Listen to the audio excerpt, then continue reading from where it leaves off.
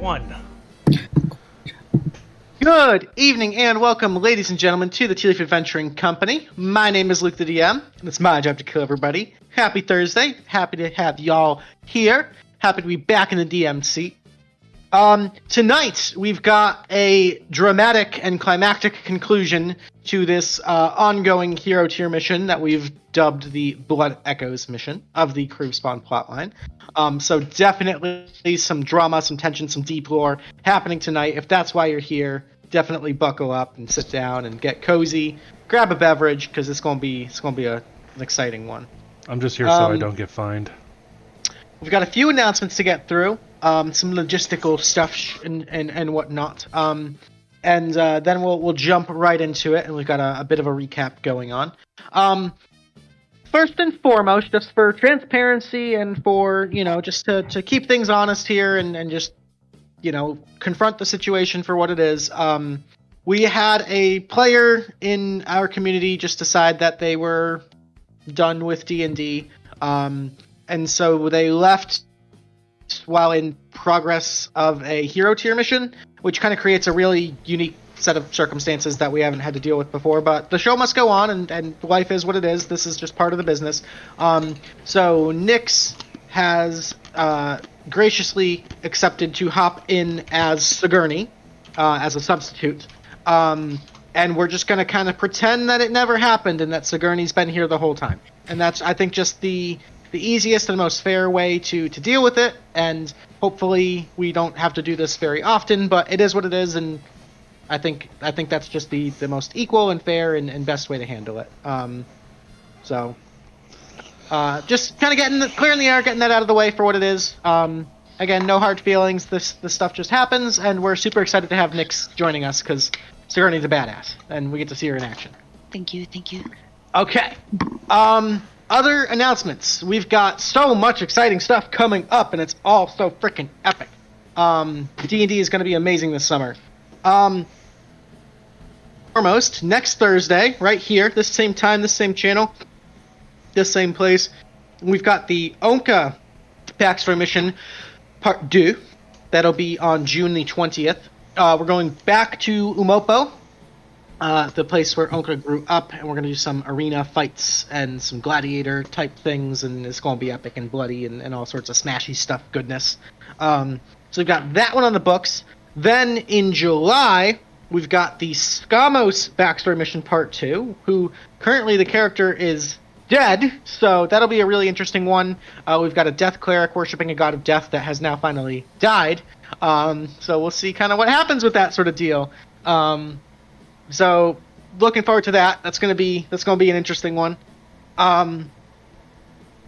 As far as other D&D related things, we're starting to kind of brainstorm ideas for a fundraiser this fall. Nothing super concrete just yet, but kind of pitched out a couple ideas, and we're workshopping some stuff. So keep if you have any ideas or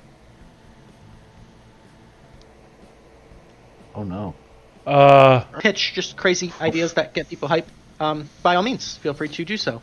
Luke, could you Yes. could you repeat that? Because you actually froze on our end, and nobody heard Okay. that.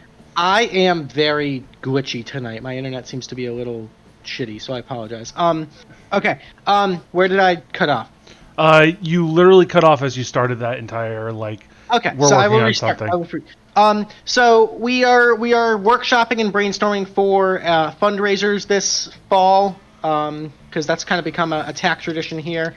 And so we've got some ideas that we're throwing around on the staff side. But if you have any ideas, by all means, please feel free to join the Discord plug, and just let us know, what you guys would like to see and what brings hype and what you guys want. Kadoria Clash last October and November was an absolute blast, super successful, and so we want to just keep that same energy and maybe mix it up a little bit. Maybe we do some more PvP. Maybe we do something different this year. We'll figure it out. I kind of like the build a battle idea you threw out there.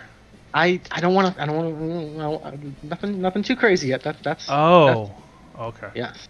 We'll see. That's not an official announcement yet. But I forgot that was mod. Sorry. That was mods, but that might be what we end up going with. I think that's probably my favorite idea that I've seen so far.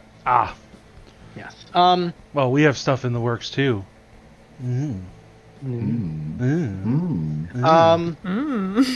Oh.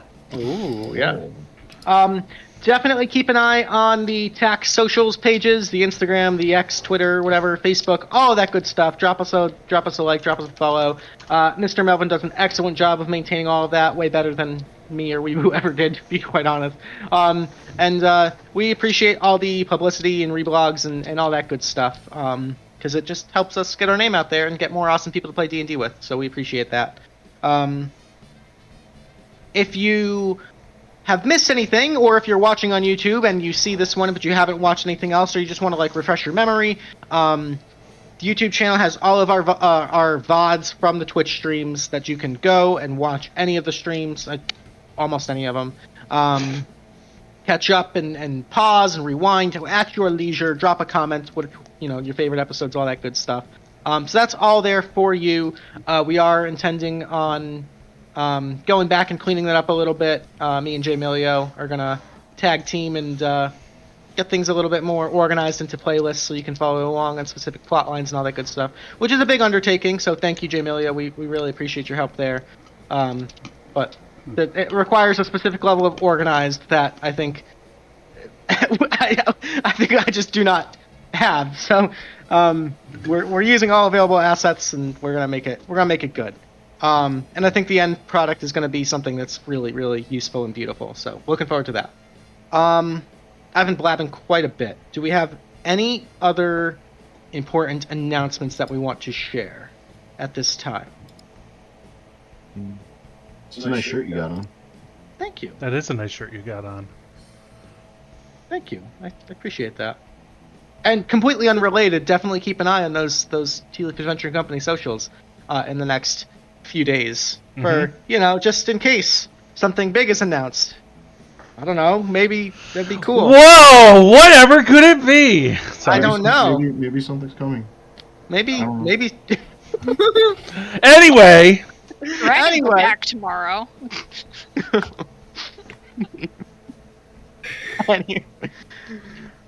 Oh god, how much can we freaking cock tease this? No. Here's the line, we are here. Anyway, let's go ahead and begin tonight's mission with a little bit of a recap. We all ready? Okay. Let me get some ambiance. We want this one. Perfect. Okay. The Tealeaf Adventuring Company has been engaged in a multi-year conflict with entities known as the Kruv spawn, these elder vampire-like creatures. You've discovered that after the awakening, this one Kruv spawn has been on a mission to free and reunite with his 3 vampire brides. The Tealeaf Adventure Company has teamed up with the 4th Forgotten Bride, this character Gloria, who was imprisoned in the Accursed Archive, and agreed to tag team with her to defeat the other 3 brides and then eventually the Kruv spawn himself. You guys have researched, found, and built the Weapon of Light, this ancient spear made of archaeonium and wood of the Kador tree that can be used to permanently defeat these vampiric beings, as they have a tendency to be very difficult to kill for good. And you have successfully succeeded in defeating 2 of the 3 Kruv spawn, 2 of the 3 brides of Kruv spawn, being Imperia, the Bride of Wrath, and Maeve, the Bride of Hunger. Unfortunately, the Kruv spawn has been busy, while the Tealeaf Adventure Company has also been busy, and has managed to reach the last remaining bride, Sylvia, the Bride of Lust, before you were able to free her. And has since been constructing some sort of pleasure palace for his Bride of Lust in the vampire stronghold of Trareg on the Isle of Lexigrat. in the way that life goes and with the other many conflicts that's been going on, Tealeaf Adventuring Company has been somewhat distracted in dealing with this final conflict, but Gloria, your ally, has been doing a bit of reconnaissance and has reported back that the Kruv spawn and Sylvia seem to have some sort of assistant aiding them in constructing this pleasure palace and for some nefarious purpose. You guys have teamed up with Gloria to track down the last known position of this assistant and found it to be none other than Shaynar, the longly loved and Boo! Boo! one of Tealeaf Adventure Company's favorite longtime villains. Through Gloria and this sort of innate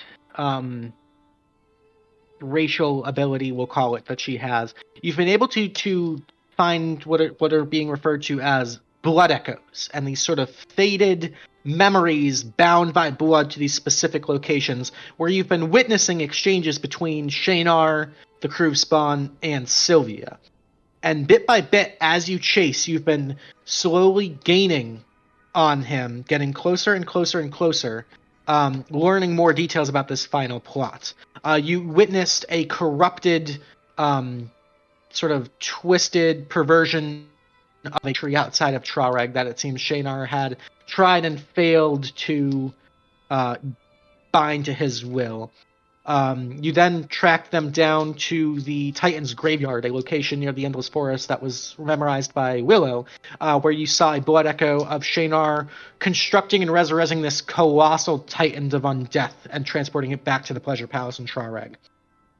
You learned of these strange spiders that seem to be connected to Sylvia and the Kruv spawn, and tracked their lair down to the jungles of Onset. Might sound familiar. Where you learn that these spiders had this sort of ability to weave portals to other dimensions. The last blood echo that you saw after fighting off many of these spiders, learns that the Kruv spawn have been attempting to get back to this demi-plane of Kruv. Sort of this strange, otherworldly realm, specifically belonging to the aspect of blood magic Kruv, where they intend to perform some sort of ritual to revive their formerly defeated master. And it seems that Shaynar and these spiders were somehow a critical piece of making this happen, as the vampires themselves were unable to return back to their home. We ended last mission with a short rest just outside of this weirdly sort of spider silk stone portal glowing into the realm of the Kruv spawn, and you guys were 24 hours just behind Shaynar with the last blood echo. I will ask the players, are there any other pertinent details that you guys want to bring up right now to remind ourselves or me of at this time?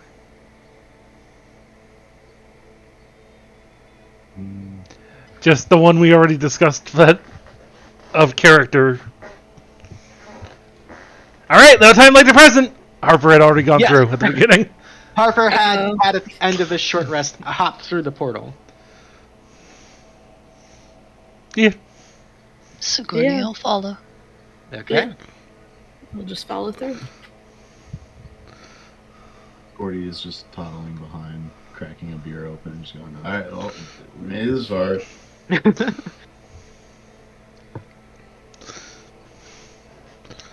So is everyone through at this point? I think Shadow, were you the one that remained behind?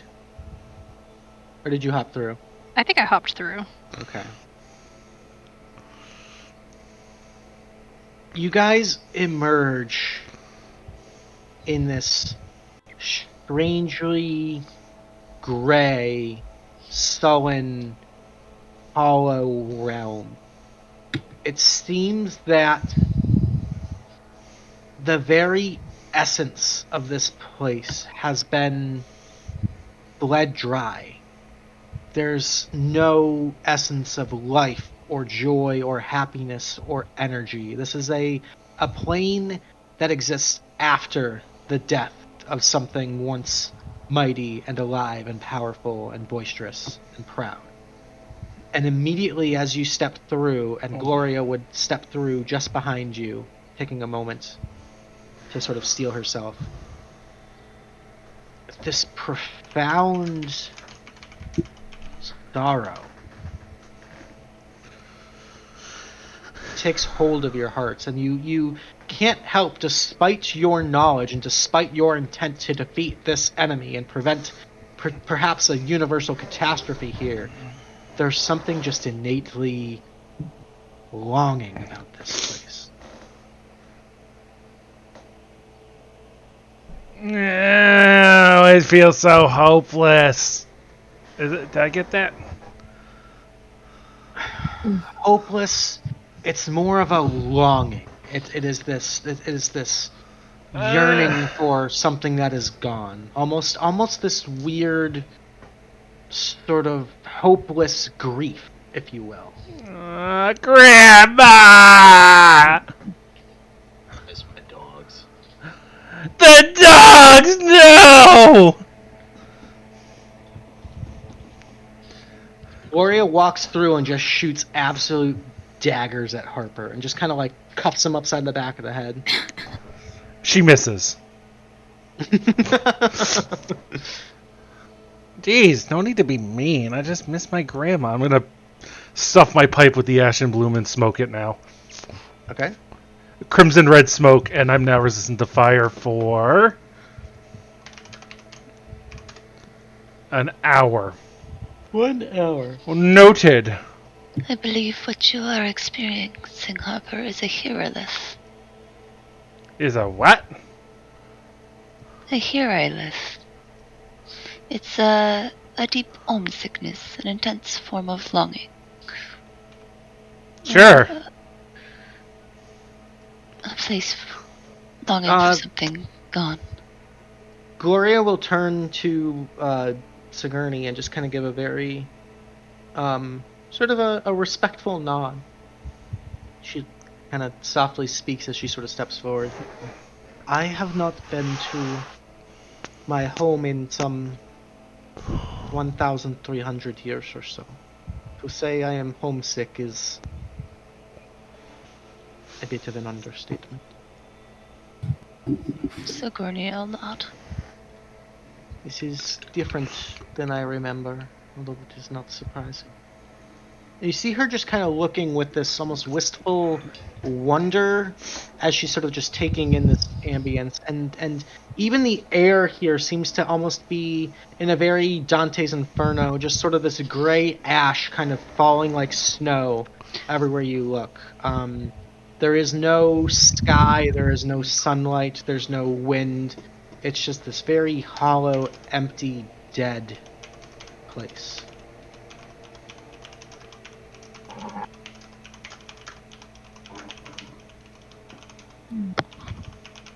Gloria kind of steps forward and you see this very genuine sigh.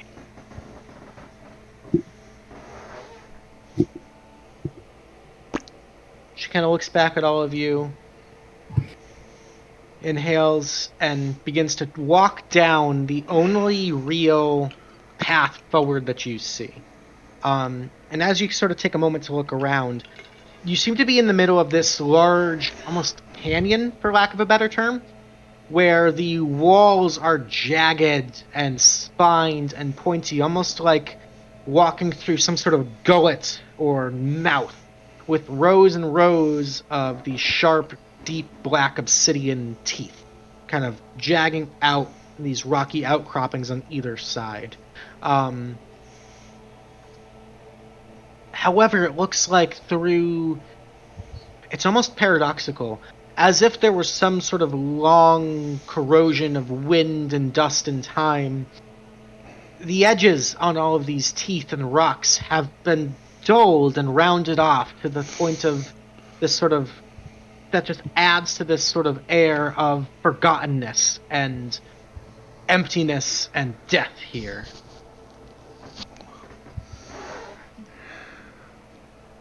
Gloria sort of walks up and touches one of these stones, and despite it even appearing dull, you see her kind of flinch as she raises her hand, and a small trickle of blood kind of creeps down her finger. She kind of licks it up and sort of looks around. Still sharp. Watch your step. Do not get cut. And you continue to walk following Gloria for a time. Hey, Harper. Yeah, hello. Trade skis? Passes the beer and takes the pipe for a moment. Okay, sure. Even the flavor and the taste of the smoke and of the beverage seem dulled here, as if there's no sense of enjoyment or pleasure or satisfaction out of either of these imbibements. It's just bland and gray and... This place is a drag, is really what it is. I'm bummed. Yeah. Give me a light beer. Worst kind of pleasure palace I've ever been to. Like, This this is isn't where the they're. palace. I kind of... Yeah, I was going to get in that vibe. Well, if they're choosing this for the location, they definitely don't have much competition. They're gonna do just fine. This location, right? The palace is back on your plane of existence. Oh, yes, you're right. Yes, this isn't the palace. Sorry, yes, Right, it feels like it's been a Perhaps while. you should stop partaking of too much of this smoke as she snatches it and kind of crumbles it. You still got the buff, but she kind of crumbles the last remaining and kind of like throws it on the ground and stomps it into the like gray ash of dirt. Oh, you Keep mentioned your like, mind shut. grabbed the smoke itself and crumbled it. I was like, That's too much beer for you, huh? oh, it's light. It's good. Do not underestimate the capabilities of our foes. They are sharp, and they no doubt know that we are on their tail. We must be prepared for anything. As she says that, almost on cue, you hear this ghastly howl of a pack of wolves off in the distance. That sends shivers up your spine and makes your hair stand up on edge. Say no There's we're something here. there's something ethereal and otherworldly about these howls. But you see, almost reflexively, Gloria kind of draws her rapier in one fluid motion and starts looking around.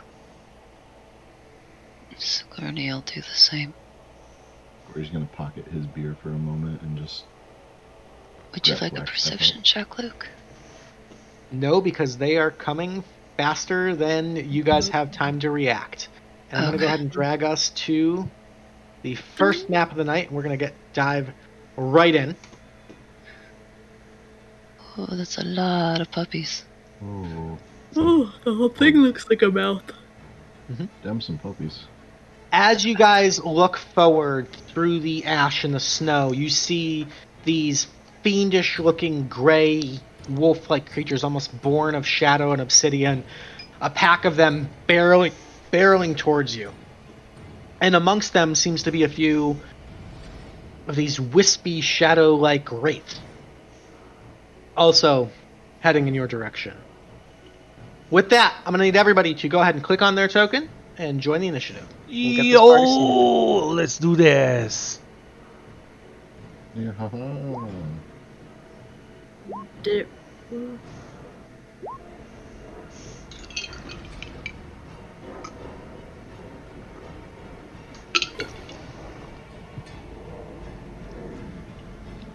What's your initiative, or your dexterity, Jen? It's 20. Okay, Sigourney's is 21. Just for initiative purposes there, Luke. Okay.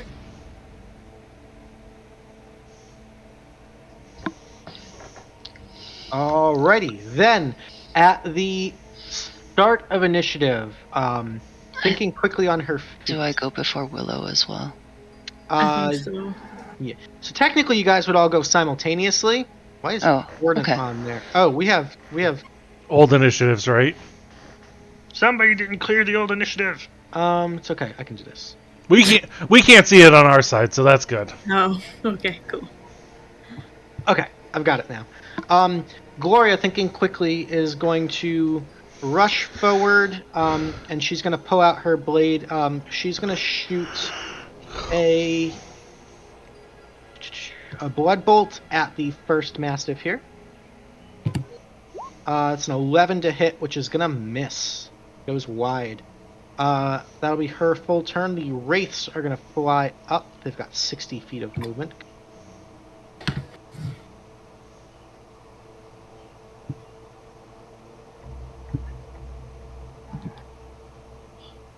This one's going to dash another 60 feet there. Alright, this one's going to move up and make an attack against Gordy. Hello.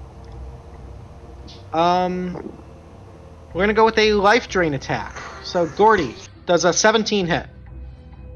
A 17 just meets. Every time I do this, my character sheet redoes my defense. So. Yep. 17 meets. Okay, that's going to be 18 points of necrotic damage as you feel your energy being drained by this creature. I need you to make a Constitution saving throw. Alrighty.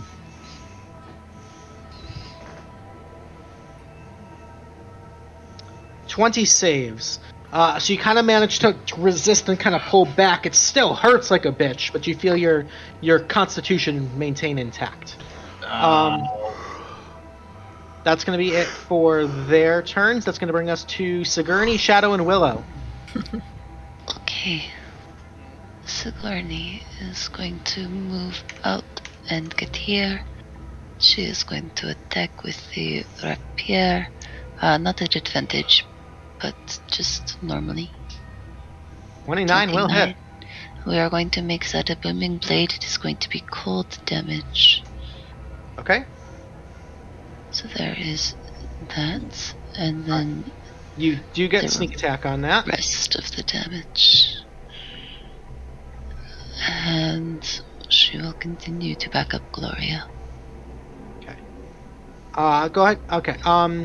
So that's gonna be 8 points of piercing, plus 8 of sneak attack is 16, and then the 5 cold is halved. And hold on, I gotta add another 2d6.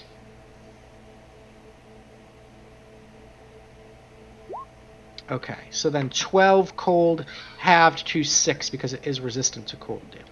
Oh, good to know. Okay. Alrighty, good shot, good shot. Yeah, end turn. Alrighty, Shadow and Willow. You like to go first, Pengy? Sure.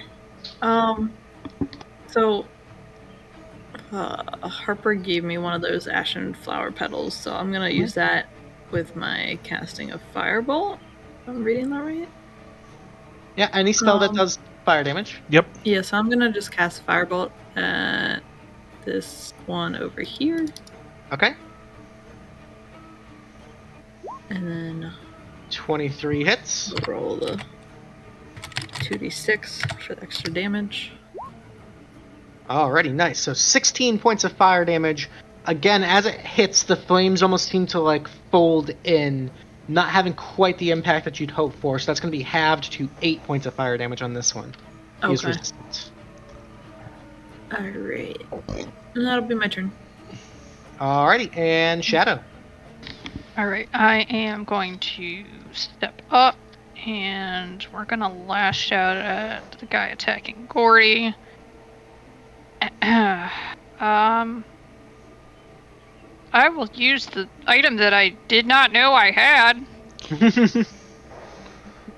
I don't know if I'll do the extra damage, and I feel that'll get all fucky. All about. Alrighty.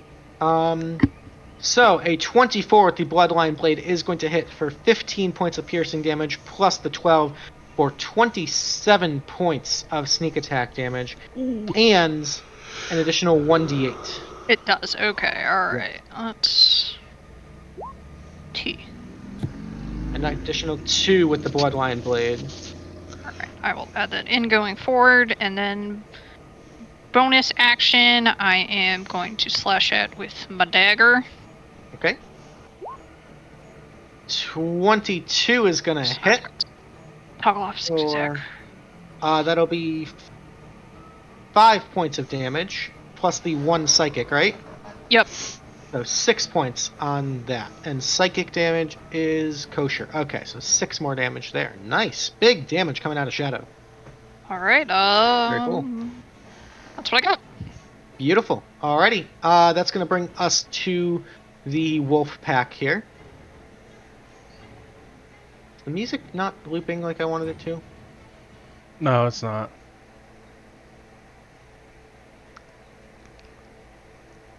Okay, I think I got it now. Okay, wolf pack's going to go. These guys have got 40 feet of movement. So this one's going to dash up and behind. This one's going to dash up here. This one's going to dash up here.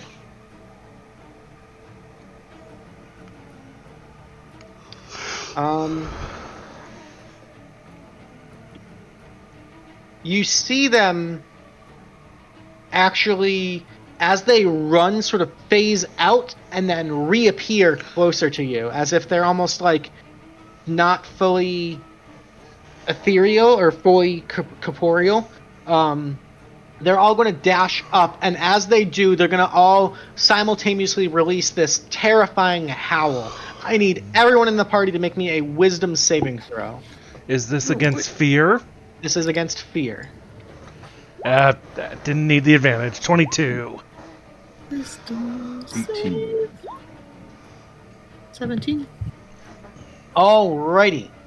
Gloria is immune to fear. So, Sigourney and Shadow, you guys are both frightened, and you may repeat the save at the end of your turns. Shadow and Sigourney.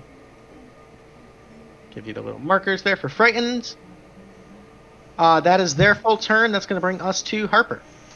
Hey, I'm going to just Eldritch Blast. I'm going to try and get some of the ads off of Gloria and Sigourney. So I'm going to Eldritch this top puppo. Okay. And see if we can see where we're at. Where the hell is Eldritch Blast? There it is.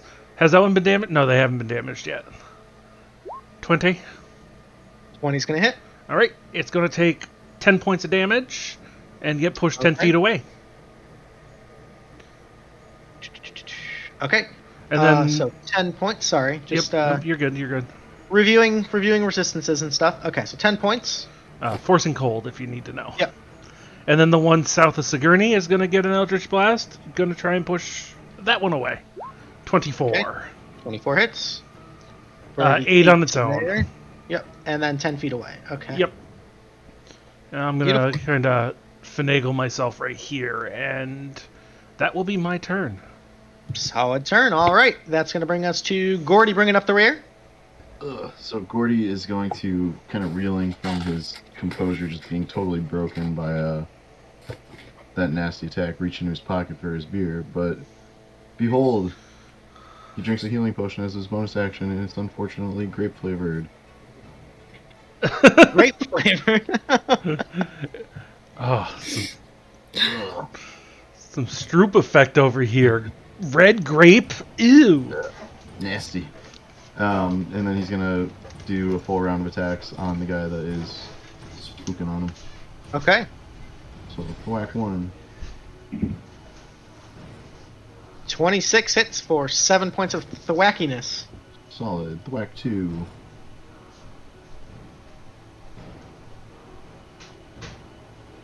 And there's a crit. All right.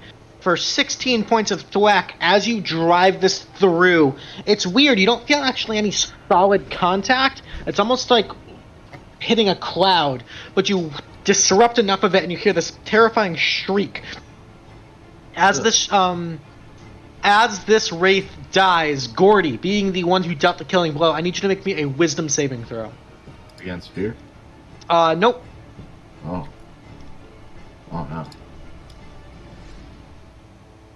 15. With a 15, as it dies, you feel the memory of the essence, like what little fragments of life remain in this thing, just sort of animating it into this ghastly form, shatter. And these memories and these painful traumas and terrors and fears and anxieties assault your mind for a brief instant. But that brief instant is enough to kind of shake you to your core. You are going to take 12 points of psychic damage as this creature dies. Ugh. And then you kind of snap back into reality. You sort of reassociate back into your physical body and the present moment, the heat of this combat. You're back, but for that brief moment, there was a lifetime of just misery. My dad was so disappointed in me. Ugh. I guess Gordy is then gonna kind of move forward, wiping his face. You know what? Yeah, we're gonna go down this way. Start to draw a little bit more away. And that's gonna be Gordy's turn. Beautiful. Alrighty, top of round 2, we've got Gloria. Rapier in hand is going to make 3 attacks on the 3 closest dogs, just kind of one at a time. First one's going to be a hit for 19 piercing. Second one in the middle, spreading out the damage, is a 16, is a hit for 22. And last but not least, the one below her is a 30 for 15. Alright. Just kind of like one fluid slash of the rapier for 3 attacks. Getting some blood out of the first 3 there. That's going to bring us to the wraiths. This wraith is going to fly 60 feet around to get to Willow. This one's going to go after Harper.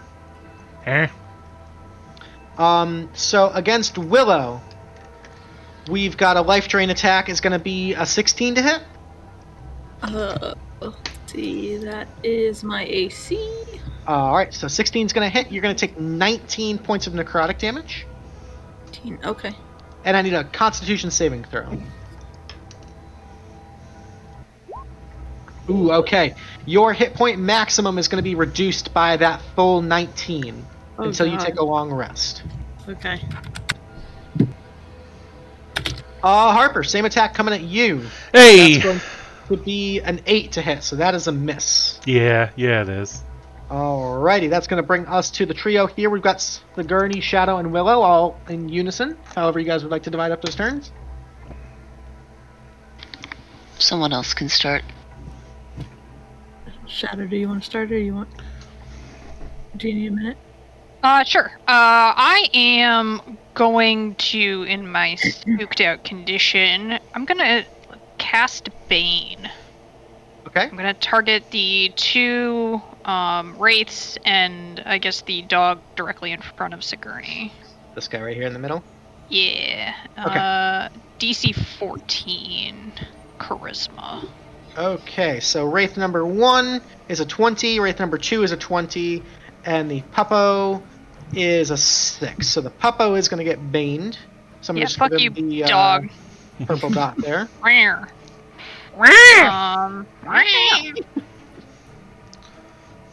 And then I am...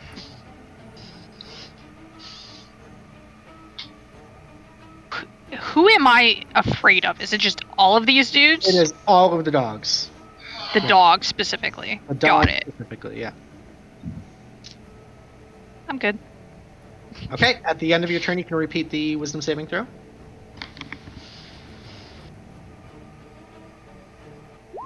$21. All right, you managed to shake it off. No Alright. longer feared. Alright.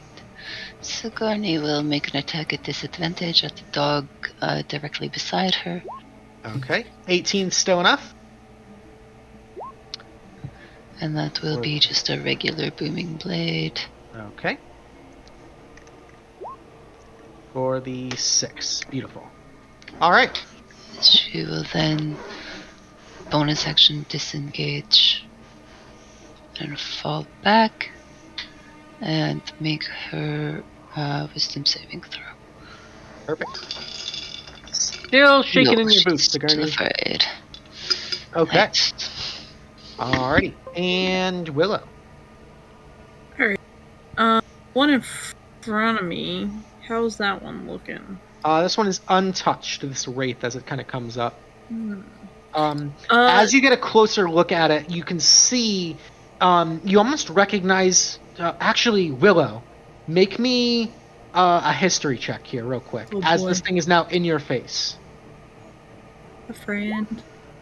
There's something familiar about this. You've seen something tangential to this. It's not quite the same, but something just about the way it attacked you, the way it's almost like pulling out pieces of your soul, the way you feel. You've seen something like this. It's been a little bit, but there's an essence to it that reminds you of something. It's on the tip of your tongue. As a player, I'm thinking this reminds me of when, in my last backstory, in the archives, when we were like dealing with Death Shadows, or am I thinking? Yes, exactly. I'm on the This right track, reminds okay. you of the Watchers in the archives. It's the same. There's something of a similar essence here. It's like almost like a lesser version of that. Okay. All right. Ooh. So as you have that realization, you see these things made up of like fragmented bits of rotting, corrupted souls. Oh, It's your what turn. can I use here? Forget how we fought those. Fuck this guy. Again. Fuck. Shadow, yeah. kill him! I'm gonna just Ray of Frost the one in front of me. Okay, so you're gonna be I think I shot fire before. You saw Sigourney attack one with cold, and it did have It damage. did work. Oh no, it did half damage for that too. Okay. Hold on. I think it was cold, fire, and someone did necrotic. Psychic did normal though. Yeah. What does this one say? Probably won't do anything. Let's see. My touch. One of these I could have sworn was. Sorry. It's okay. A lot of spells. Oh, that's what that was.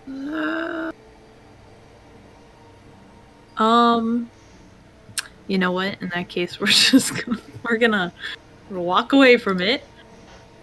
Okay. I'm gonna move. It will get an Up here. opportunity attack. Totally okay. Okay, so it's gonna go with another life drain here. That's an 8 to hit, so you got lucky. It That misses. was- okay. Whew. And then what I'm gonna do instead, just to back up Gloria a little bit, Okay. I'm gonna cast Gust of Wind right down the center here. Okay, and try to blow think- some of these wolves away. It should catch everybody like just the 10 feet across.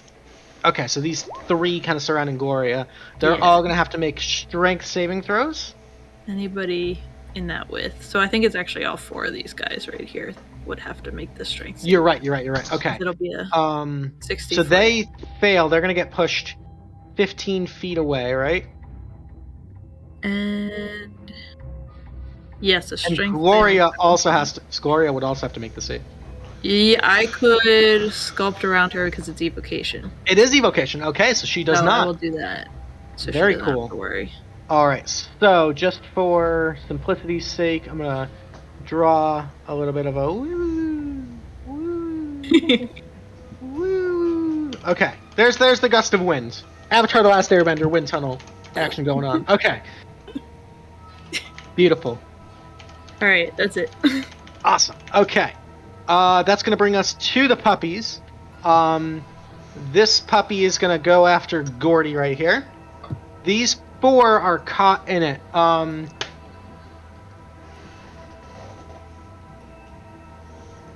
Let's see. Starts its turn in the line. Okay. So they have to. So they would have failed at the start of their turn and get blown away. So now it's their turn. They are not very smart, so they're gonna dash, or they're gonna move up, using their full movement to get back there. This one's gonna dash up behind. It doesn't get an attack, but it gets there. This one, not caught in the wind, is gonna run around and go for Harper. So we've got 3 attacks against Gloria. They do have pack tactics, so these are all at advantage. First One one's a of miss them's with Bane. Okay, so the one that's baned is gonna minus 1d4. That turned a 21 to hit into a 20, which Did it take the bane off of its save? it failed the save. Oh, okay. So the 20 will still hit for 10 on Gloria. Gloria she's got a lot of hit points, but she's seen better. So that's it for Gloria. She's got to make a strength saving throw or be knocked prone, which she saves on. We got an attack on Gordy, which is going to be an 11. That's a miss. And then an attack on Harper, which with pack tactics would be at advantage, but because of the cloak of displacement, it's a straight roll. Yep. Straight roll is going to be a 16 on Harper. Second chance. Okay. Second chance straight roll with the Shadow Wolf is going to be an 8. That's a miss. Much better. Okay. That is all of their turns. That'll bring us to Harper. I'm not really fond of the way this is going, so I'm going to cast Far Step as a bonus action and poof out of there. Okay. I'm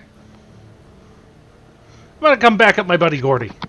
Sorry, did the one by me attack me, Luke? I was so- No, it had to dash to Okay. get Okay. there, yeah.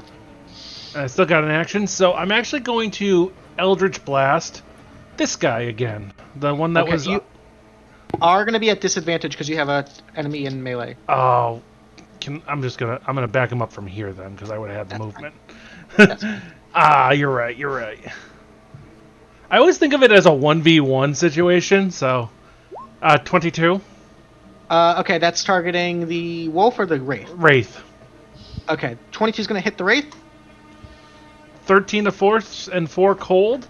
Okay, so the And I cold's going to be push- halved. Okay, and I push him into what I assume is a very sharp and jagged wall. You are not wrong. So that's going to be 15 points of damage. However, as you push him back into the wall, he seems to almost ghostly fade through it. It does not do any damage to him. God damn it. Okay, good to know. Well, I'm gonna do this. I'm gonna do the Eldritch Blast second one to the puppy. Okay. Crit Yep. Crit. Let's go. Jeez. for 12 points of damage, and I'm gonna push him 10 feet into the wall. Okay, that one, you hear this sickening as it does kind of skewer a little bit. Go ahead and roll me 3d6. 3d6. 10. Extra 10 points of piercing damage as it does get slightly impaled by these sharp spikes. Using the terrain to your advantage, very nice. Always. I'm gonna 5 foot behind Gordon and be like, I got you right here, buddy. That's my turn. Alrighty, and speaking of Gordy, it is up to you. Harper, he's here for my stick. Don't let him get it. And I'm just gonna continually. He just start can't whacking. find it! What? I can't hear you over the sound of me hitting this dog with my stick. Alright, 19's gonna hit for 11. I'm gonna do one more. There's the crit. See that little plus sign? 13 damage. Nice shot.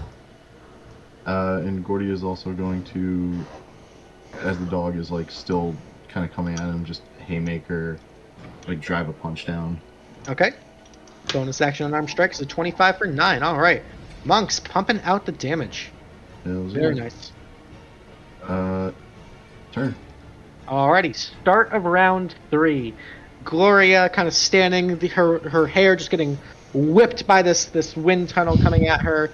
Is going to go around the horn again. 3 attacks on each of the dogs. First one's a hit for 14.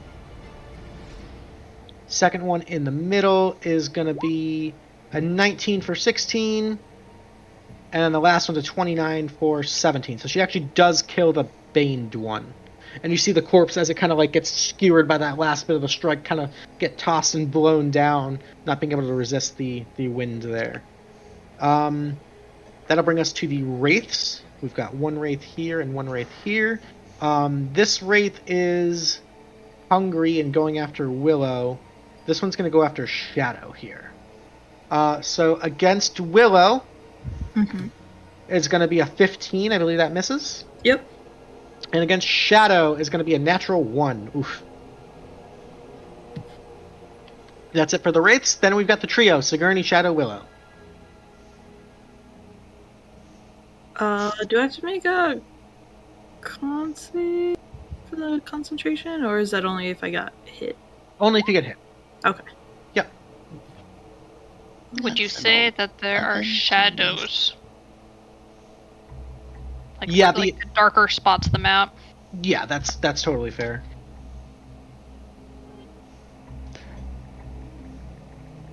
I am. No, I don't want it to go after Willow. Sigourney will stay and turn.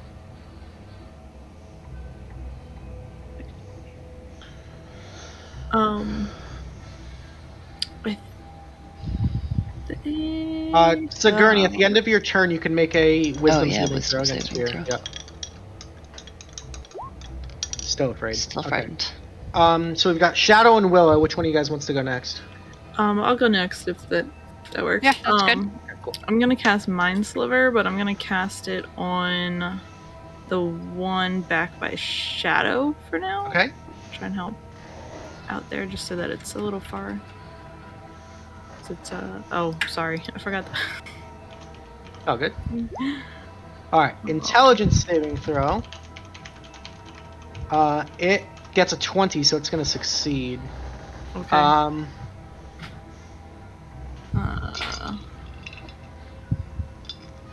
Yep. So it succeeds. No effect. Okay. Yeah. Oh, that was it. Okie dokie. And Shadow, you're up. Alright, I am going to bonus action Shadow Step into the darkness over here. Perfect. And then I am, with my movement, run up to this guy, and I'm going to shank him at advantage. Okay. Oh, never mind. At advantage will be a 20. So that's going to hit for 9 plus 16 is 25, plus the 7 vampy damage. Very cute. That's going to be 32. Nice shot. Alright, and that's my turn. Beautiful. Do you have something, Pengy? I just had a question about potent cantrip being of that level. Yeah, Like- so it would I mean, do it doesn't the, really do anything here because the damage was 1. So you can't really have that. So with the cantrip, it's not Then- gonna. Cantrips or savers suck, so it's not gonna take any damage on a successful save. Right, but But it- I have an ability, potent cantrip, and it says when a creature succeeds on a saving throw against your cantrip, the creature takes half the damage, if any, but suffers no additional effect from the cantrip. Oh, okay. So we'll take the 1 point of psychic damage then. Okay. Very cool. I didn't know about that. I forget about that, so I happened to be looking. Shouldn't that cantrip be 2d6? It should be Yeah. 2d6, yeah. Yeah, that's weird. So go ahead and roll me an extra d6. Okay. Pengy. Good catch. Oh, Alright, I'm so- sorry. Just take No, the it's first okay. one. So we'll take the 4. So it'd be 5 halved is 3. So I'll do an extra 2 damage there. Every point counts. Yeah. Take those. Okay. Thank you. Alrighty. Very cool. Good job.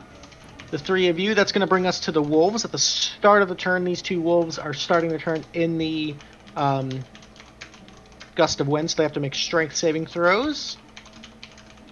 Both are going to fail. Both are going to get pushed back the 15 feet. And then just use their full movement to dash right back. So they're like almost like clawing at the dirt, running and like fighting against it, getting blown back. They're using every ounce of their speed to get back in there. They're gonna make 2 attacks at advantage against Gloria. One of them is gonna get through for another 10.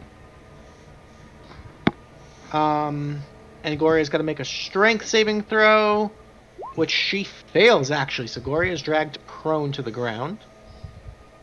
We've got one puppo here is going to make a bite on Sigourney at advantage because you're feared. Mhm. That's going to be a 19 to hit.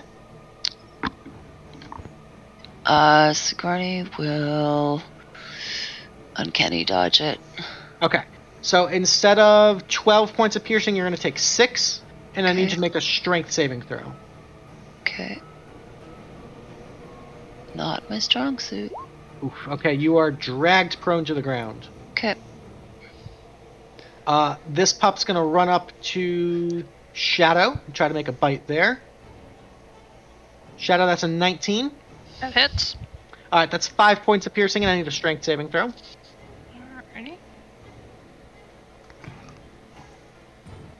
Alright, you are also dragged to the ground. Mm-hmm. And Gordy, attack on you is gonna be a 21. Ow. That's gonna be 12 points of piercing, and I need a strength saving throw from you. Alright. Let me give you that strength save as I go into the single digits here. Alright, you are also dragged to the ground prone. Alright. Puppies are doing work. That's gonna bring us to Harper. God, gee, Gordy, stand up. Get off my damn stick! 2 Eldritch Blasts at the dog. Okay. 18? You're right because of the vampires. 18 will hit. 13 plus 4. So 17, that's a kill right there. Gordy, get up! And then I'm going to shoot the one I did the other round into the wall again. Just fucking... Okay. Boom, boom, boom, boom, boom. That'll hit. For... 13 Jeez. and another 3d6 from the impact. Oof! Oh yeah. That one gets stuck and it stays there. That's That's a rather kill. gruesome. Double kill. Alright, and I'm going to... Poof. And, I have a plan, but I don't know if it's a good one. I'm actually going to move 25 feet here and hope for the best. That's my turn. Okay. Alrighty. As you guys are fighting, it occurs to me that a few of you have some vampiric weaponry. So specifically, your Staff of Insatiable Hunger, Harper. Willow, your Sanguine Staff that you use to cast your spells. The Oh. Bloodline Blade. All of these weapons that you've acquired from your years and years of fighting against the Kruv spawn feel oddly satisfying in your hands. In ways that you might have, in a more humane way before, taken this sick pleasure in the brutality, in the bloodshed, in the frenzy of this conflict. These weapons feel good in your hands. And despite the dread and the grief and the longing of this place, the only bit of any real raw emotion that you have in this moment since you've been here is just this bloodthirst.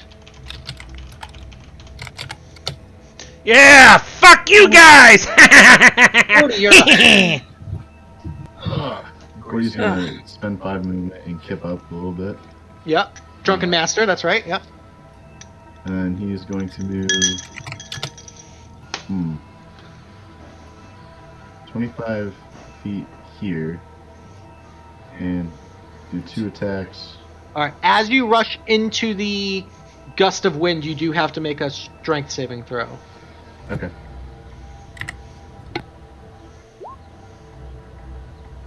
Eight is going to fail, so as you step up, you're actually going to get blown ass over tea kettle 15 feet there. Can we just picture him running up for a punch like, yeah! And then just, woo! Fucking Mario yelling, woo! So part of Simmel's tier is on failed saves like that, I regain a key point. Ooh, okay. And then on successful saves, I regain 2. So Gordy's going to kind of fight the wind a little bit, taking another 5 step, Okay, and just do a little bap on the 2 doggos. like you do. So Northern doggo going to take 1 thwack staff. Okay. 19's going to hit for 10. Eastern, yeah, never Sure. eat soggy waffles. Eastern doggo.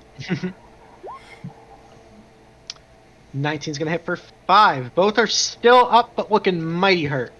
And then one more kick in the shins for the Eastern doggo. Okay.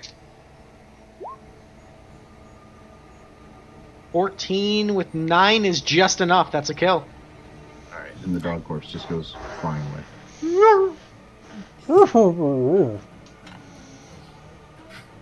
Alright, and that will be Gordy's turn. Alrighty, start of round 4? 3? 4? I lost count. Start of round 4. Whatever's better for Gloria's- us. Gloria's going to stand up, kind of stabbing into the ground, helping herself up. She's actually going to swipe out with a claw, just a reflavored rapier attack on this pup right here, and that's going to finish that one off. She's then going to sort of tuck over to the side near Harper, kind of give you a just wide-eyed frenzy. Harper, I need you to make me an insight check here. Oh, yes. Insight. Oh, okay, 19's 19. pretty good. Yeah. In that same sort of exhilarated rush of adrenaline that you're feeling in this frenzy, the bloodlust kind of overtaking you, you look over at Gloria, and this is perhaps the most feral and wild, untamed, like, bestial that you have ever seen her.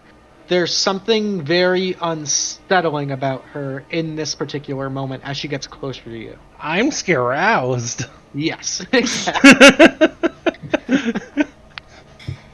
That's going to be it for Gloria. That's going to bring us to the Wraiths.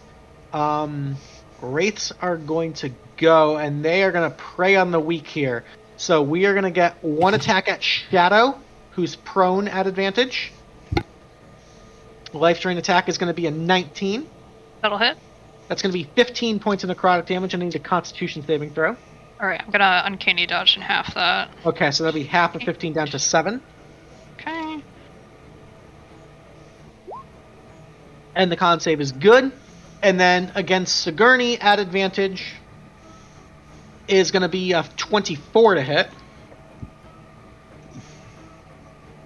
Yeah, that hits. All right, that's going to be 22 points of necrotic damage, and I need a Ouch. Constitution saving.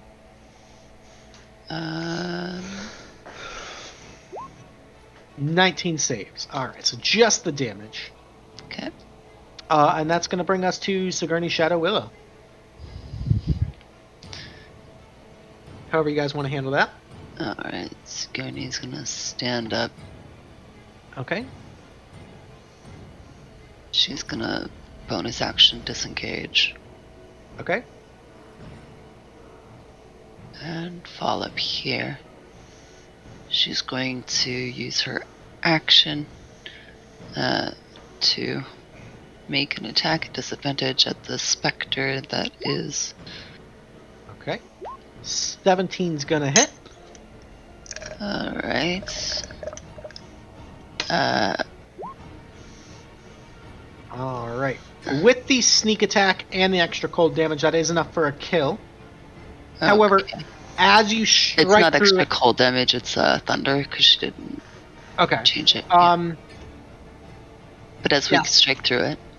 Still resistance to thunder. It's just elemental damage in general. Okay. But as you strike through it, just like Harper did, that flash of memories assaults your mind. I need a wisdom saving throw. Ooh, not my strong suit. Oh, good. 20. 20 saves. So you're going to take half damage. You are going to take half of 13 is 6 points of psychic damage. As just those brief glimpses of this decades and decades of trauma and abuse and sorrow and grief kind of assault you. Okay. Kind of flash back into your present. Anything else on your turn?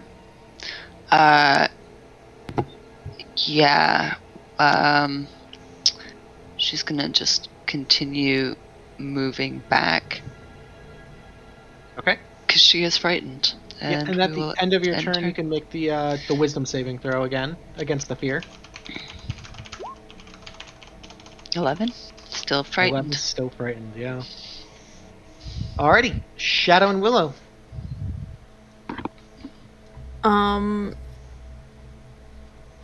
Knowing that these wraiths are reminiscent of the archive Mhm.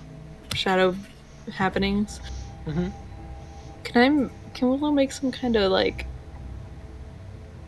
recall check? I'm not sure what it would be. On how we took care of those, because I can't remember as a player. Sure. So as just a free memory Okay. that Willow would have, because it was from your second backstory mission. Yep. You guys saw that the only way to permanently cure the affliction of the archives and defeat these watchers was through a rare type of magic known as arcanomancy. That's right. Okay. Far beyond your comprehension or current ability. Although it seems like stabbing and shooting spells and hitting these things does defeat them. Does work. It is working. These things are just pretty resilient and pretty mean. These are by no means the same level of threat as the Watchers in the actual archives. They're just almost like small offshoots of them. Okay. Just enough to kind of just, fill that memory. Okay, that works. I just wasn't sure if there was something else we had done. I couldn't recall, but that. Thank you. Sure. In that case, I'm gonna. What was this one? It was. I'm gonna go ahead and cast Mind Sliver again. I fixed my cantrips because I had a couple other ones that must have not been doing the higher level damage. But I'm gonna cast this at... Who's still... Oh, I guess it's just the two near me, right? Mm-hmm. Okay, so I'll just cast it at the one that's a little farther away from me. This papa right here? Yep. Okay.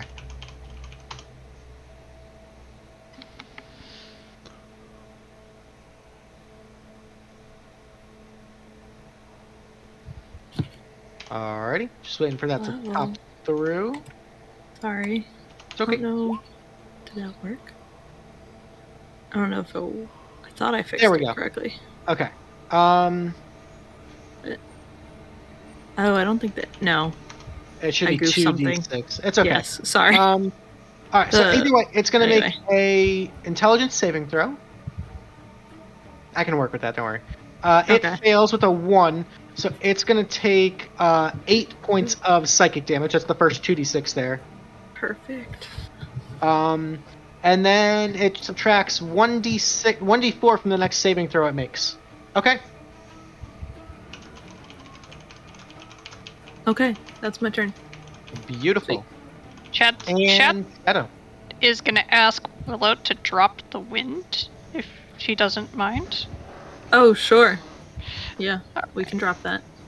Okay, goodbye. Alright, we're going to shadow step 1 step backwards, and then we're full on zooming up here, so that way I get an attack at advantage on the Wraith. Okay. Just full on cat feral zoomies. 20's gonna hit. Okay, so we've got 21 plus 6, 27 points of damage. Alright. And she's just sitting there, like, hissing, snarling, just full on, like, spitting in this thing's face. Mm-hmm. That's my turn. Beautiful. Alrighty. That's gonna bring us to the puppos, of which there is but one singular puppo left. I think. Yes. He's going to snap out and try to bite you, Shadow. Mm-hmm. At advantage. It's going to be a 22. Mm-hmm. 14 points of piercing and a strength saving throw if you don't mind. Okay. That drags you prone. That's going to bring us to Harper. Hey! Okay, alright. I'm gonna keep Eldritch Blasting the dogs because it's kind of fun. And it's working really well. Yeah. Eldritch Blast. Ba-boom! 27. 29. Yeah, that one. 7 plus 4. 11. Okay. And 10 feet back. 10 feet. Just on the rat's ass end of being impaled by these things. And again! 20. The second time's the charm that's going to hit. 13. For another 13, and the extra 3d6 piercing on top. Going to be another 13. Oof, this thing is looking rough. Get it? Get it? Get it? Yeah. All right. Anything else for Harper? Claire, you okay? She just turns. You see she's almost like frothing at the mouth. She's unresponsive. Yeah. Okay, that's my turn. Alrighty, and Gordy. All right. You got one Wraith and one Shadow Wolf left. So Gordy is gonna run up like Donnie from the Wild Thornberries, just all, and actually just body check the dog into the wall. Okay. So, athletics. You want to like shove it into the Yeah. wall? Okay, yeah. Go ahead and make a shove attack. So it'll be an athletics check, Alright. and the dog's gonna make a athletics in response. With a crit, you push this thing further onto the obsidian spikes. Go ahead and roll me 3d6. All right.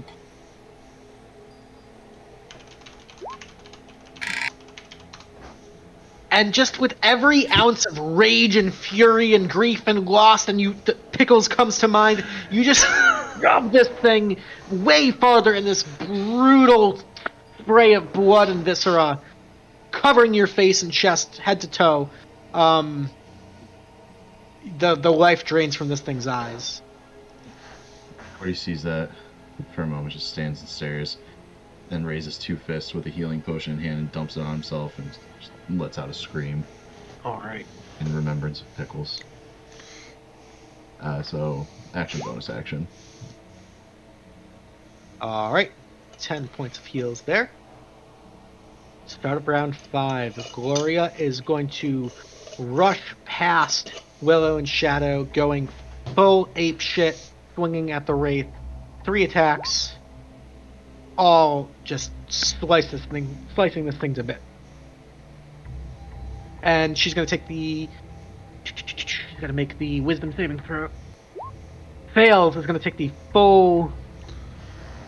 27 points of psychic damage. Okay. Fuck, she's too far away.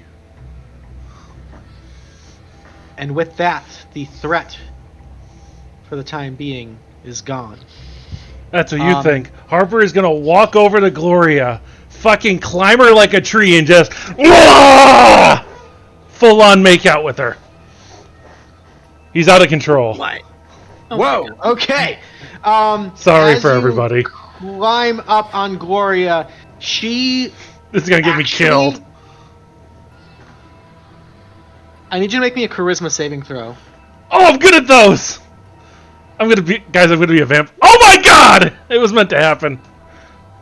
She leans into it. She actually, there's a moment of like a brief resistance, as if like an assault, but she actually leans into it in this very passionate, wild, frantic, spicy embrace between the two of guys, you. As if it's always years been there. of It's sexual always been tension there. Has been building to this moment. She pulls back, and you see that feral aspect has actually been sort of simmered into this like sort of like smoldering sort of lust. You actually kind of pulled her out of this bloodlust and into more of a traditional lust for a brief moment. Oh, good. Enough to sort of clarify the mind briefly as she kind of looks around, kind of looks down at you, kind of grabs you by the back of the scruff and just kind of throws you onto the ground unceremoniously in front of her. And Harper's gonna be like, "Nope, that's fair. Okay." She sort of wipes her mouth again. We should not dwindle long in this place, longer than we have to. We are close to wherever Shaynar is. Perhaps there's... She kind of gestures to the path, which you can see is just covered in what appears to be relatively fresh blood. Perhaps we take a minute, catch our breath, and then I can perform the seance once more. Sigourney will nod. Sounds good to me. I could use a rest. Yeah, anytime. Sure. With Sounds good to me. We're going to go ahead and take a quick short rest. So players, you can take a short rest if you so choose. Spend some hit dice, arcane recovery, all that good stuff. Audience, we're going to be back in about 10 minutes or so. Try to keep it around 10 minutes. We're going to use the bathroom, refresh drinks. We'll come back, go into the Blood Echo here, the last of the Blood Echoes, and then we will continue on with the story. So stay tuned. See some new faces in chat. Welcome in, everybody. Happy to have you here. Thanks for joining us. And we'll catch you in just about 10 minutes or so stay tuned.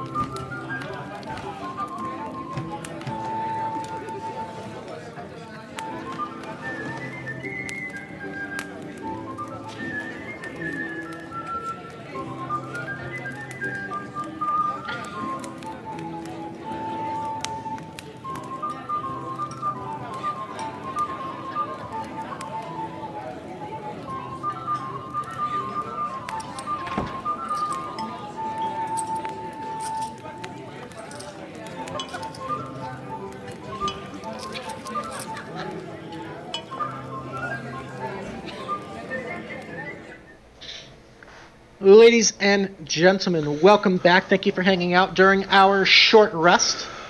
Our players have healed up, regained spell slots, abilities, all of that good stuff.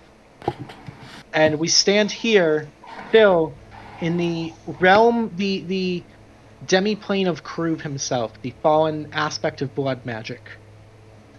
With your ally Gloria defeating this pack of wraiths and shadow wolves. You continue on, tending to your wounds, recovering just a bit. What's your next move, guys? Harper lights his pipe. Gloria kind of turns and looks and kind of gives you a look again of like, I thought we talked about this kind of momish look. And he winks, and that's about it. Okay. It's medicinal. It's medicinal. Sure.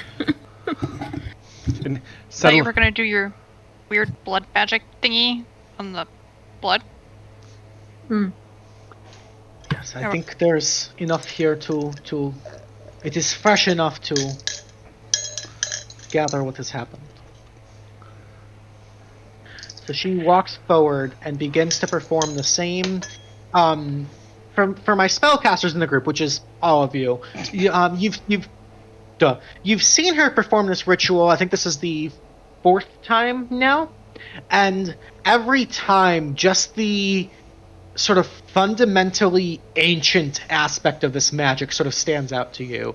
The somatic components and the glyphs and the lines and the language that she speaks over the next 10 minutes is ancient and forgotten and so alien and foreign to any of the magic that you guys have come to know in the modern era that it just strikes you as exotic and eclectic and beautiful and grotesque at the same time. And just as before, you see her sort of finish this incantation, and this ring of blood sort of rises up off the ground, encircling all of you in about a 30-foot radius. And you start to see forms and shadows and shapes and sounds begin to form inside this wall of blood as the memory sort of takes form. This one, the most clear and potent and vibrant yet, very fresh. You see the tree in the middle of this cavern that you guys have just had this battle around. And you see numerous corpses hanging from it, from nooses. Your vision sort of shifts to Shaynar sort of walking and sort of just almost playfully tapping one by the foot to set it on this like grotesque sort of rocking as you hear the creaking of the branches. He sort of turns and looks. As you look behind him, you can see a vast horde of these same wraiths and wolf-like creatures, almost running past him in a stampede. And behind them, leading him, is a similar beast, not so much canine or wolf-like, but pure raw, very like Calamity Ganon, kind of just a massive hulk of a beast of shadow and death and rot. And as he looks at that, as that one kind of slowly comes down the pathway here, you see Shaynar kind of turns, and you see Sylvia on his other shoulder, sort of playfully dangling like an upside-down spider from the same hanging tree here. And she goes, "Oh, now what do you think of that one for the palace? I like that one. Can you grab that one for me, dearie?" And Shaynar kind of like turns, and you see a bit of a nervous look because, "Yes, my lady, I believe we should be able to make that work.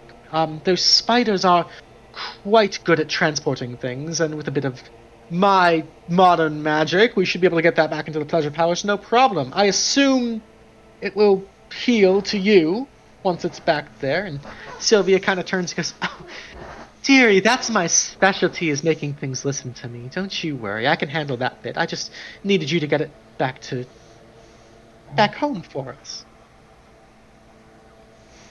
Again, Shaynar, sweetie, we really do appreciate all that you've done for us, and I know that you aren't doing this simply out of the goodness of your heart, but I promise you, once our master is reborn, and back on the prime material plane, you will be exalted, far greater than the status of your former research partner.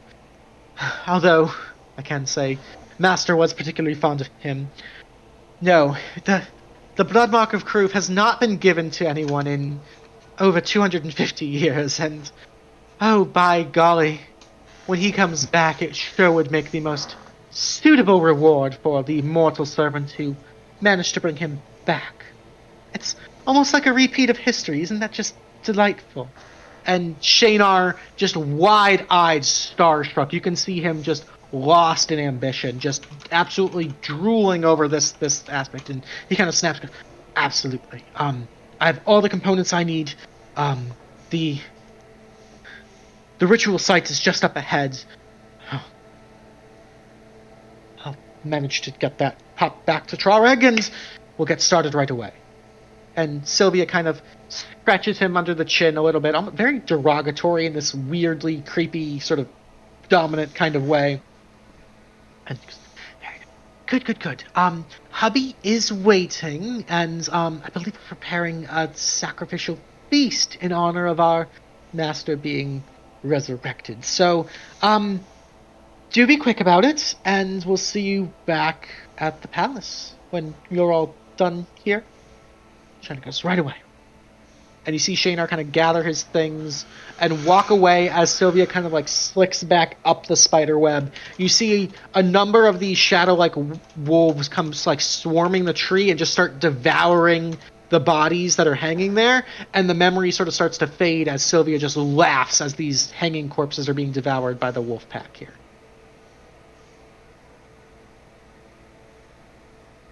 Your visions all clarify back into the present moment, and you get the sense that the vision you just witnessed, was no more than maybe 4 or 5 hours ago. This is very recent. We gotta move. Yeah, we do. Well then, let's go. Another hour of fire resistance. Motherfucker. I'm gonna pluck another Ashen Bloom and give it to Willow and be like, "Here you go. It's been going well so far." Alrighty, how many of those do you have left? 6. I've never used them before today. Okay. Beautiful. Alrighty.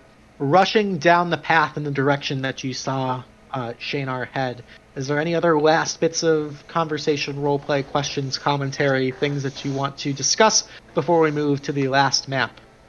Do we know any weaknesses, any strengths of our enemies?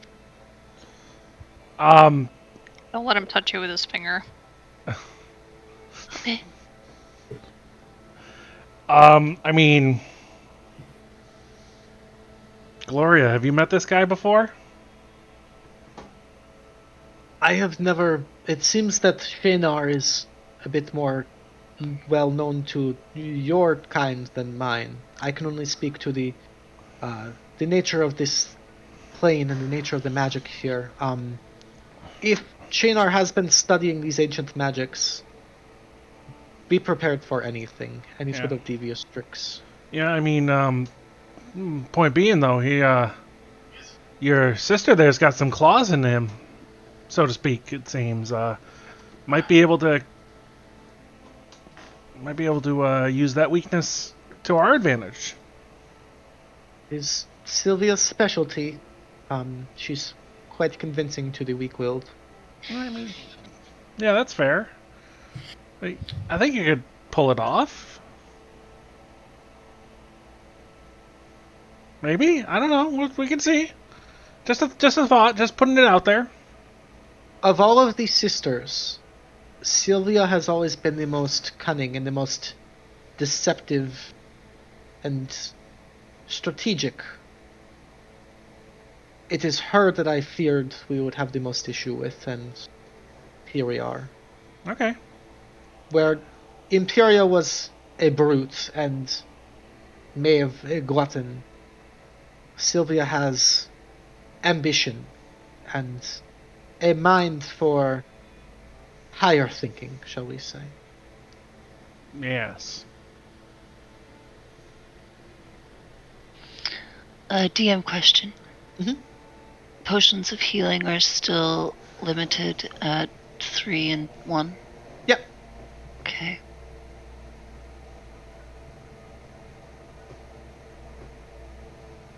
Can I use my potions on somebody else who's already used their potion?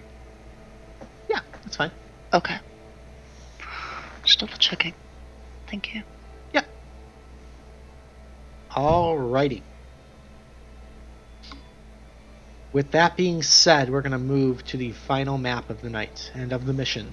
Walking through this hollow valley, you come to what appears to be a dead end. And in the middle of this hollow, sunken valley, you see an altar. And standing before the altar is a all too familiar face of a sickly looking half-elf man, probably several hundred years old, wearing these sort of slightly ragged pastel looking robes. And he appears to be hard at work in the midst of this ritual. You can see these red streams of arcane energy intertwined with blood sort of flowing around him in almost these fluid leyline currents. And he seems to almost be desperately trying to control them, as it were, and redirect them into a particular orientation. But as he moves one, another sort of seems to break free and untether. And it seems like he's struggling to control this arcane reaction that's starting to spiral out of control. May I sneak forward? Sure, make a stealth check.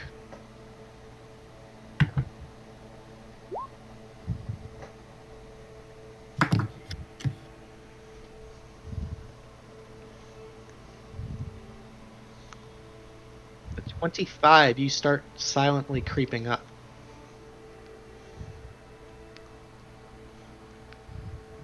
I am going to follow Sigourney's lead. Okay. However, instead of actually walking, Mhm. I'm just going to shadow step. It looks like here is kind of like a little bit darker area, if you're good with that. I would say keep it behind this line right here. Yeah. Sure. I'm also gonna move up stealthily. I have some boots that give me advantage on stealth Okay. checks. I'm just gonna move up. Oh, I'm not on the move thing. Move up here. Gloria will actually cast a spell.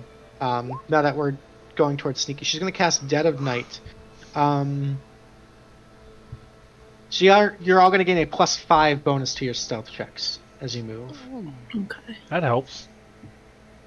So I'm at a 30 instead. Nice. I guess I'm also gonna follow up. Gordy will also be sneaky. Oops, I dropped my beer. Oh no! That's an 18. It is an 8. Yeah. Or, no, 16. 15. 15. I like to think As- that he drops his beer and I catch it. Like, As the slightest little trickle of liquid hits the ground, No. you see Shaynar's twitch. And he lets go of the tethers that start spiraling out of control and start forming these wild bestial shapes. As he sort of starts to turn and looks at all of you, and despite being very thoroughly hidden, he sees almost with enhanced true sight. Kind of looks over back at all of you. Well, it took you quite long enough. I was beginning to worry that you wouldn't be here for the grand finale. This ritual is, a bit puzzling, but, surely, with a bit of extra blood, should be a piece of cake. It has been far too long since I've had the pleasure of looking down on such a pitiful sight such as you, Shadow. And Willow, I thank you so much for freeing me from that wretched prison, although I did learn quite a bit. Now, Master Kruv has the key. Surely you understand. You're a fellow practitioner of the arcane arts. Arcanomancy is the key to godlyhood. Kruv obtained it once before. When we bring him back, he'll bestow it upon mankind again. We will have the power of the gods at our fingertips. Surely this is a worthwhile cause to join forces with, don't you agree?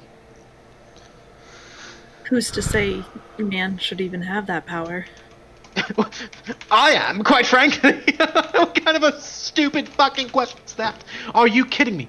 You would deny the power of the gods at your fingertips. Are you not a true wizard? I am a true wizard. A true wizard and a fool. You are a waste of potential, and quite frankly, your moral high ground upsets my stomach. And I've got work to do here, so I will give you this free Moral chance. high ground, Shadar? I am simply here, stopping you from further destruction. There is no morals in that. I'm just preventing further chaos. You should have never been released from the archives. And we're here to correct that. That's all. An empty threat at best. Words are wind, dear Willow, and we all know that you're an expert of wind. Can you back them up? Because this is now my home. This is my realm. The power of the gods is at my fingertips. You do not understand. You do not comprehend the gifts that these beings have bestowed upon me. My power is far greater than you can ever even hope, and this is but a fraction of the power that I will be given once I receive the blessing of the Master himself. Don't you understand? This is futile. Your whole endeavor, your entire efforts, years wasted when you could have simply aided in the inevitable. Shadow understands best what I mean. The fate that you felt will happen to all who oppose the Kruv spawn. You'll become simple servants, mindless, forever lost. And those who obey and abide and aid in the efforts will bask in eternal power and limitless potential. It sounds quite divine, doesn't it? Oh, I'm simply tickled. Eldritch Blast! Shut the fuck up! sorry, Nick, sorry, you're but good. I was holding. everybody was thinking it. I'm just have to be the one to do it. All right, a 16 is going to miss. And All right. I mean, I got a almost second on missile. cue, 17. As it comes up, he's going to reaction shield, and you see it just kind of Good enough. deflect into the shield. Very well. If that's the way it has to go down, I can't say I wasn't actually looking forward to this. Let's dance. And with that, I need everyone to click on their token Ah, and join the initiative. so distressing. Could you?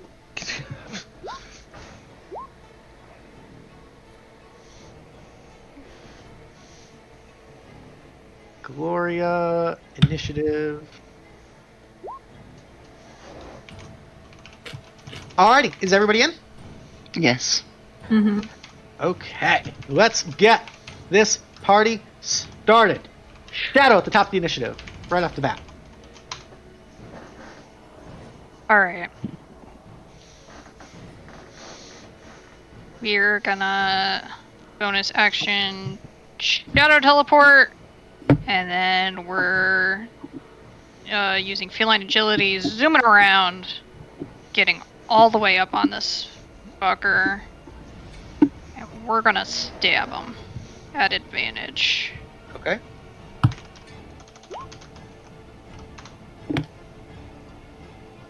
$26 is going to hit. You're not going to get the vampire damage because Right. technically he's not a spawn, but that's still going to be 30 points of damage. Hot diggity damn. Okay.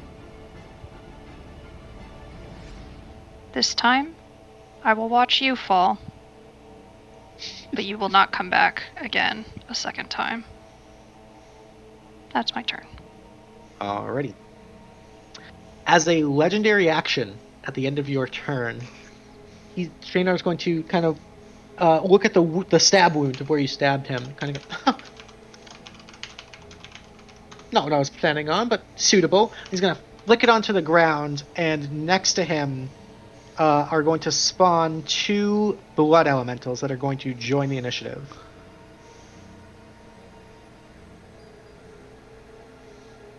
On initiative count 20. Alright, so that is his legendary action. Gordy, you are up. Okay.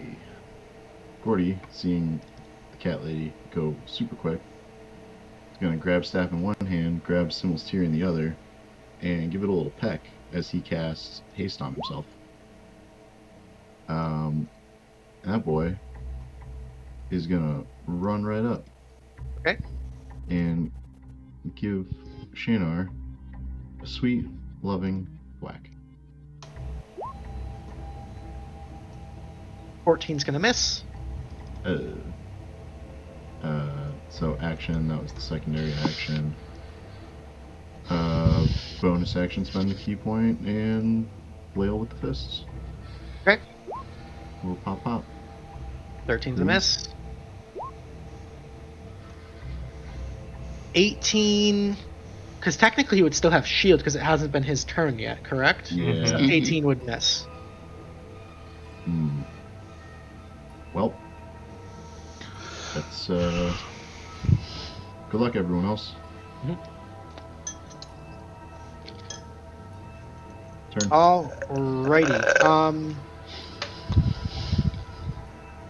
Hold on to the. Actually, we're gonna spend the last remaining, the 2 last remaining legendary actions to cast a spell, and he's going to actually cast Force Cage on Gloria. What spell level is that? It's a 7th level spell. Damn it. Try. Do it. Try. We got this. Try? I mean, I'm not. Up to 5th level. You don't have. But you can you're roll out of for. range. Oh, you're out of range anyway. Yeah. Oh, that too. Okay. Sorry, I forgot to check that. I wish. You see this this blood and bone like cage crash down on Gloria and immediately imprison her. She starts shaking and rattling, going into this frenzy. She is completely encapsulated by this. That's going to be his last of his 2 legendary actions. That's going to bring us to the blood elementals. The blood elementals are going to make 2. Actually, they are going to try to bloodwhelm Shadow and Gordy. So, Shadow and Gordy, I need strength saving throws, please. Alright, is this a magical effect, or? No. Okay.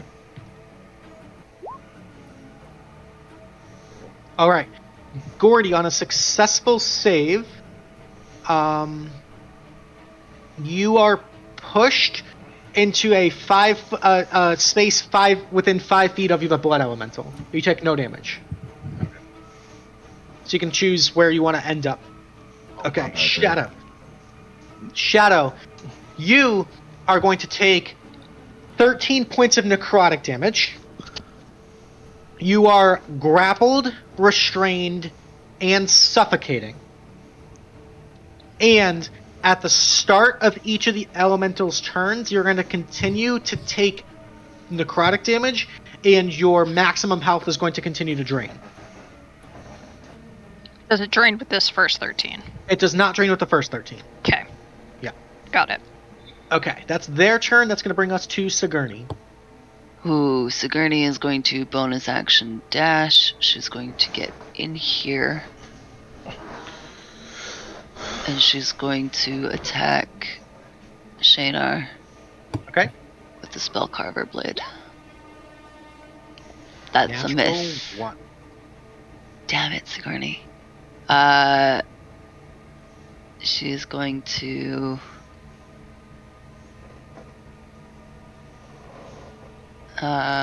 she already bonus action dashed.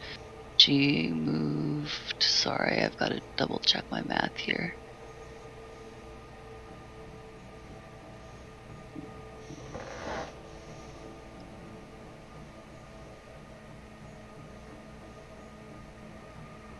Okay, and the one elemental can make an attack as Sigourney moves out of its reach. Okay. It's gonna But make Shaynar cannot. Slam attack is gonna be a 14 to hit. That's a miss. Misses. Okay. And that's Alrighty. her turn. Gloria is trapped in the force cage. Can she teleport? She not. Damn. Oh, there's an idea. A creature inside can't leave it by non-magical means. If it tries to teleport, it has to make a charisma saving throw. Can't be dispelled by dispel magic, yeah. So she is trapped in here. So all she can really do is try to shoot spells out of it. So she's going to shoot a blood bolt at Shaynar. 23 hits for 24 points of necrotic damage, which he is resistant to, so he's going to take 12. Alright. And that's going to bring us to Shaynar. He's going to regain all of his legendary actions. As all of this happens, he's going to pull out a small pocket watch. This beautiful, ornate, gold and black and emblazoned, engraved pocket watch. Time. What a precious commodity. And you all blink. And suddenly, Shaynar is here, still holding the pocket watch. And above him is a massive fireball that seems to continue to grow larger and larger. As Shaynar is going to use a 9th level spell slot to cast Time Stop. And then, so that's 1d4 plus 1. So that's 5 rounds, of which the first one, he is then going to step back and cast Delayed Cast Fireball. So the spell's base damage is 12d6. At the end of your turn, the bead has not yet detonated, the damage increases by 1d6. So that's going to be 16d6 when it appears. And he is going to go ahead and let that drop. He's also in that time. The spell ends if one of your actions you use during this period or any effects you create during this period affects. He's also going to drink one of his healing potions during that time to regain a little bit of the health. So that's 4. So he's going to regain 14 health. And he's going to let that 16d6 delayed cast fireball go right at Harper, Willow, and Gloria. Guys, I need a DC 17 dexterity saving throw. God, I hope you guys have absorb elements.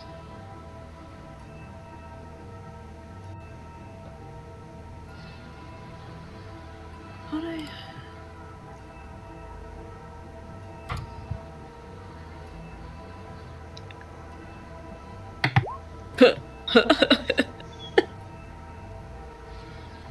My apologies, I had to cast that with his 8th level spell slot, so it's actually going to be 17d6.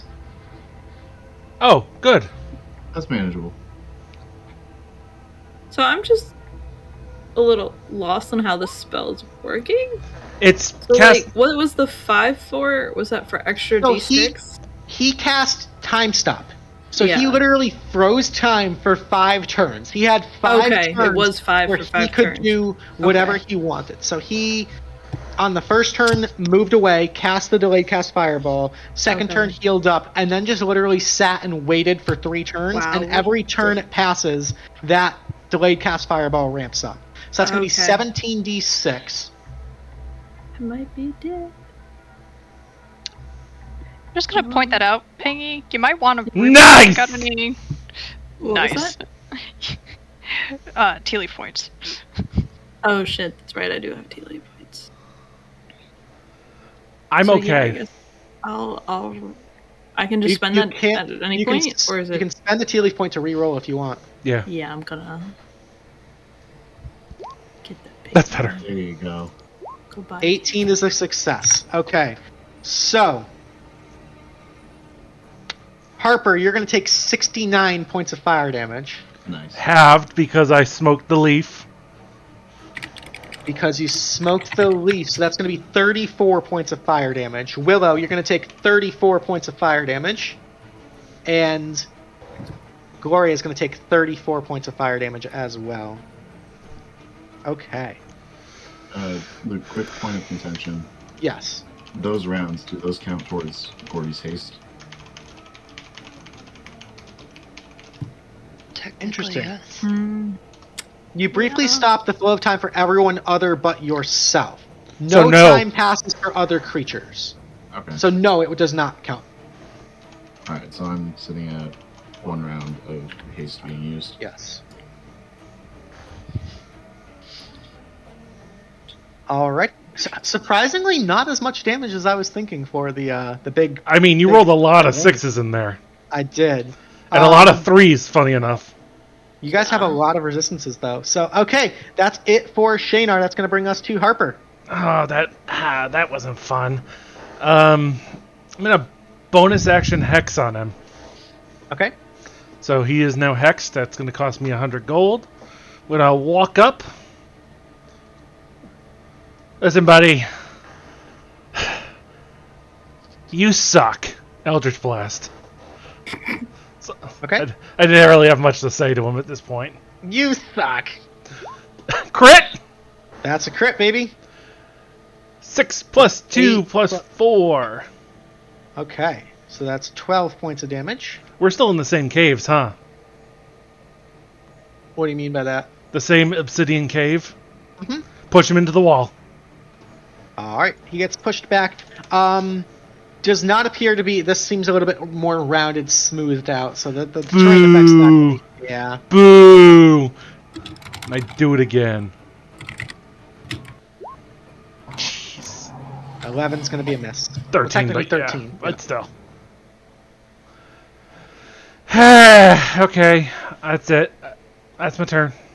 Alrighty, Willow, bringing up the rear. I have a question. Sure, what's up? This forced cage thing, Gloria. Mm-hmm. Am I able to hold her hand through it? She's within 5 feet of me. Am I able to thunderstep her away? Okay, I'm going to read the spell. Okay. Actually, I'll pull it up so everyone can see it, just so we're all looking at the same thing. It may not be like a cage. Yeah. It may be it's solid more- force. Can everyone see this or no? No. Nope.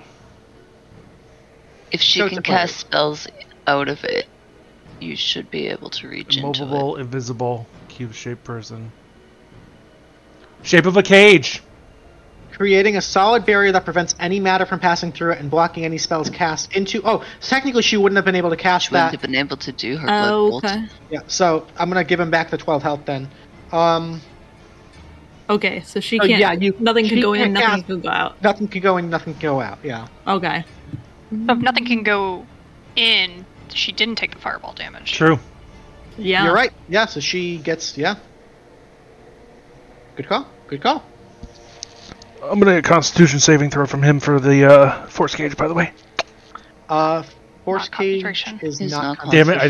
I wasn't even looking at it. I just assumed it was. It can only be removed by disintegration, pretty much. Shit. Damn. Wrong character. Yeah, she's out of this fight. Yeah. That was the goal. That was the goal. I mean, this is Axe fight. It's not Gloria's fight. Gloria's OP. Okay. I'm trying to think if I what's- had another question because Okay. So, instead of that, I'm gonna cast Cloud Kill at low. It's a 5th level spell. It's a 20-foot radius. Poisonous fog. I'm gonna cast it sort of like here, or no, I'll just cast it on Shaynar, I guess, to where it'll hit him. Actually, right there, I'll hit everybody, I guess. So like 20-foot radius. Yeah. Like right there? Like center it. Maybe. Yeah, that works. Perfect. 20-foot radius. This has to double in size. Oh shit. Do I still want to do that? Perfect. YOLO, we're doing it. Okay. Sorry, Shadow. I can't Yeah, sculpt that. it's but- conjuration. Yeah. Shadows inside the creature. I don't think she It's a takes con damage. saving throw. And then 5d8 poison on a failed. So. Okay. So Shaynar's gonna make the con saving throw. At advantage is gonna be a 15, so he fails. He's gonna take the 5d8, so you can go ahead and roll the damage.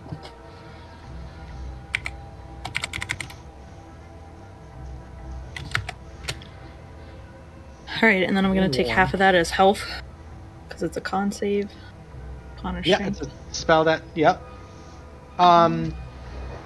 The blood elementals are immune to poison, but they're not going to take any damage. Okay. It. So would I take the 11 or the 10? Round in your favor, so you take Okay. you take the 11. 14. Perfect. That'll be my turn. Alrighty, start of round 2. Shadow, you are currently inside of this like viscous, irony liquid creature. You are blinded, restrained, grappled, suffocating.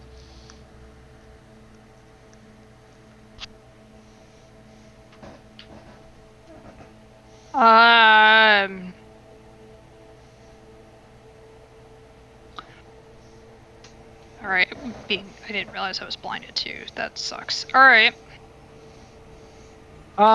Sorry. Yeah, no, you are blinded.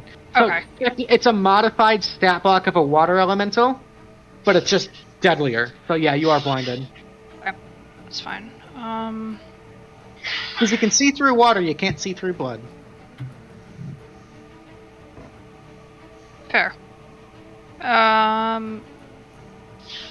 Is there any way that I can try to break out of this? Not really. You can attempt to escape with either a athletics check or acrobatics check, but both will be at disadvantage. Okay. I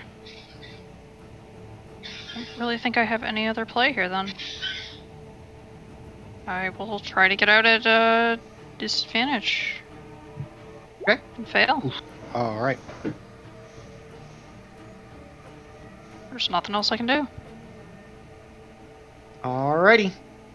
At the end of your turn, Shaynar is going to spend 2 legendary actions to cast a spell, to cast Dispel Magic on the Cloud Kill spell. It removes magic in that area, so if it would count down all the spells that are in that area, I think. What do you mean? Like if there was more than one cloud kill, or if the elementals are magic summons, he could make a check against his own thing. Or is that just a different DM, really? Dispel Magic is... Because it's each spell in that area, isn't it? Dispel magic Choose is very one- vague. one creature, object, or magical effect within range. Oh, okay. So he's choosing the magical effect of the Cloud skill. skill. Yeah, okay. Which Just making he sure. does still have to make an intelligence check, which is DC 15. So let me roll that real quick. Yeah, he got a 22. So the cloud kill is going to fade, but that cost him 2 of his legendary actions to do so. Beautiful. All right. And that's the end of Shadow's turn, so that's going to bring us to Gordy. He's not concentrating on anything right now, right? At present, no. Okay. Gordy's just gonna unleash a full round of haste attacks on, actually the bloody boy here. Okay. Kind of bat him away. So that's gonna be 3 thwack staffs. Okay. So 16. 16 is going to hit for 9. Gonna throw another one. Okay. 23 23 for 9. And uno más. And a 14 is actually a hit for 10. Okay. Nice.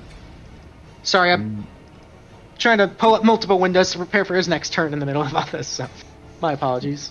How dare all you. Good. I know. As a bonus action, Gordy's just gonna smack him. Smack the one that's continuing to hit. I had a thought, and then I was like, no, I'm just gonna continue this. 23 No works for thoughts. 10. Empty head. Chipping away at this thing. Don't forget you're a monk. Yeah. No, that's the thought that I keep in mind. I was just Meaning thinking you about could do a that. key point if you wanted to do another thwack. I like that idea. Let's do one more thwack. Fuck it, why not? He does forget he's a monk. Well, You do. I just was thinking about spending that key point differently, but I've got options in the bag. All right, 23 will hit for 6. You can spend more than one key point a turn as long as it isn't to do like another bonus action. Yeah, I think most of the stuff though that I have is bonus action things. Do you have stunning strike? I do. I do. I'm gonna hang on to that key point though. I've got an idea. Okay. Alright. That is my turn. Alrighty, that's going to bring us to the Blood Elementals. At the start of the Blood Elementals' turn, Shadow, you are caught in this one. You're going to take 13 points of necrotic damage, and your maximum health is going to be reduced by 13. It's then going to make a slam attack against Sigourney. 2 slam attacks, sorry. First one's a crit. Ouch. So that's going to be 23 points of bludgeoning damage. Uncanny dodge that. Okay, so that'll half it to 11. As it makes that, as a reaction, I'm going to take an attack on that with the Sentinel Feet. Beautiful. Nice.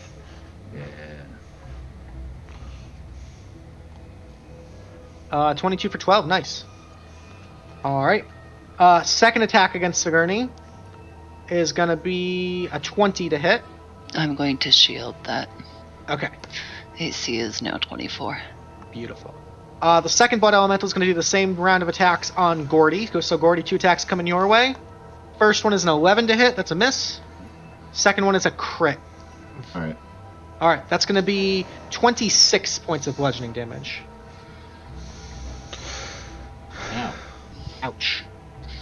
I'm Alrighty. going to make the con save for concentration on haste. Quick Saves. You're good. question. What's up? Where did the radius go?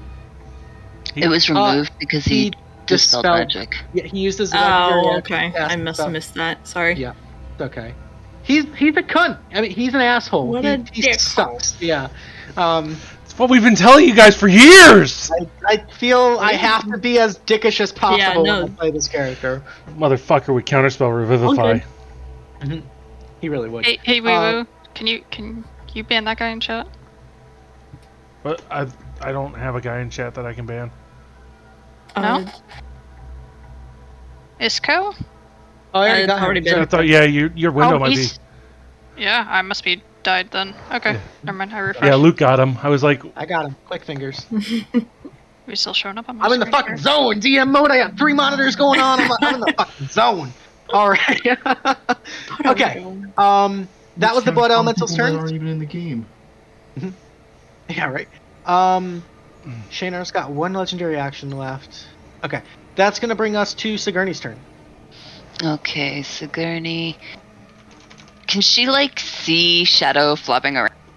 Yes, so if you would like, you can use your action to attempt to pull Shadow out. Would that be an athletics? It'll be an athletics check. Okay, I will do that. Okay.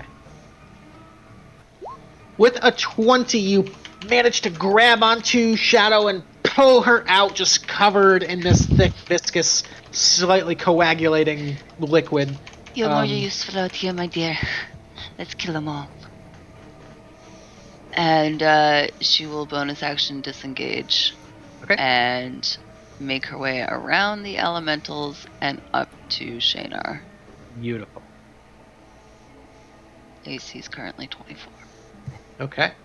Oh, no, it's not. Shield went down because that was my turn. Shield just went down on your turn, yep. Alright. Entering. Alrighty. Gloria is effectively out of the fight. So that brings us to Shaynar's turn. Shaynar is... I gotta keep track of his spells here.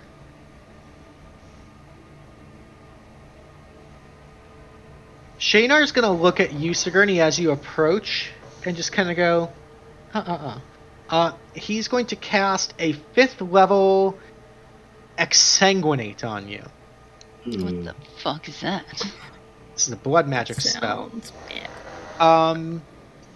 You cause the body of a creature within range to become engorged with blood and ichor. The target must make a Constitution saving throw. DC 17. Okay. That's a failure. Uh-huh. Alright. You are going to take 17 points of bludgeoning damage each round. Oh, You are fuck. incapacitated. Okay. You cannot speak, and you are vomiting up torrents of blood and phlegm and ichor. In addition, your hit point maximum is reduced by an amount of damage equal to the damage taken. So your max hit point is reduced by 17. At the end of each of your turns, you can make a Constitution saving throw and attempting to end the effect, except your hit point reduction maximum lasts until you finish a long rest. Okay, hold on. So he is concentrating on this. 17. I have... my max is now 48. Okay. So I'm going to put this little bloody thing right there for you. So at the start of each of your turns, you're taking 46. Your maximum health is being reduced by that. At the start of each of my turns? Yes. Okay. Alright, that is This isn't his good. full action. He gets all of his legendary actions back. That's going to bring us to Harper. Hey, I'm gonna walk up 25 feet. That puts me in... Oh, actually, I'm gonna bonus action activate Elemental Gift and fly up and over 5 feet too, just to kind of give myself some view. I'm gonna Shadow's okay, out of the blood elemental. I'm gonna Eldritch Blast Shaynar so we can get some damage on him. 26. 26 hits. 9 plus 4 plus 13. a d6 for hex. Yeah. It's necrotic, so I'm sure That's that. half, yeah. So 1 point of that's necrotic. one. Okay. Not gonna push him because I think Sigourney wants him close. I'm incapacitated, so do as you please. I mean, I can only push him away, which doesn't help me. 16. 16. He will Or shield that one. Yeah, 17, but either way. 7, yes, he's going to shield that. You're a slippery little worm. Kind of getting annoying. But you're looking kind of frail over there. The years kind of wear down on you, huh? This type of magic is quite invigorating, you'll find, and lifespans can be dramatically extended. Hey, Luke, is he bleeding? He is bleeding profusely. Noted. Yeah. turn. Alrighty.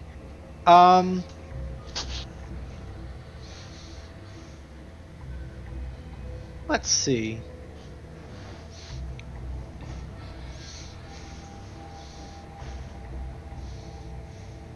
Yeah, we're gonna do that. At the end of your turn, Harper, he's gonna spend 2 legendary actions to cast a spell. He's just gonna shoot a 3rd level lightning bolt right down the middle here. So I No, need a he's dex not. saving throw. Counterspell? Yep. He is going to use his reaction to counterspell your counterspell. He used his reaction to shield already. You are right. Mhm. My bad. Reactions versus legendary actions get confusing. So Yes, they do. He spends the 3rd level spell slot to cast lightning bolt. You spend your spell slot to counterspell it. No You damage. can't even Thank stop me from stopping you. This is... And you let... What's his name? That guy, that one with the hair and the voice. Vernon Burr take credit for your work? You're a fucking idiot. That's my turn. Alrighty. Willow, you're up. I'm gonna move 5, You 10, make 15. concentration checks on a sanguinate. Thank you. That's important. 'cause Yes, yes, it is. He took 1 instance of damage. Yep. At advantage is a 13, so he saves. Still concentrating. Alright, I moved 30 feet up. Okay. There you go. There you go. Team lockdown. in Let's case. go. I'll be back for you, Gloria. Gloria's chill. She's just watching the gently curved tone of my booty. I think we're gonna attempt to cast Synoptic Static on Shaynar Ooh, that's a big one. using my last 5th level spell, sad. Okay, so he's got to make a intelligence saving throw. Please fail. He's pretty good at these. I figured. Yeah, 28. It's 28, so he's going to take half of that damage is 18. Okay. But he doesn't suffer the razzle on the save. Yeah, he doesn't get any of the cool effects. Dang. Yeah.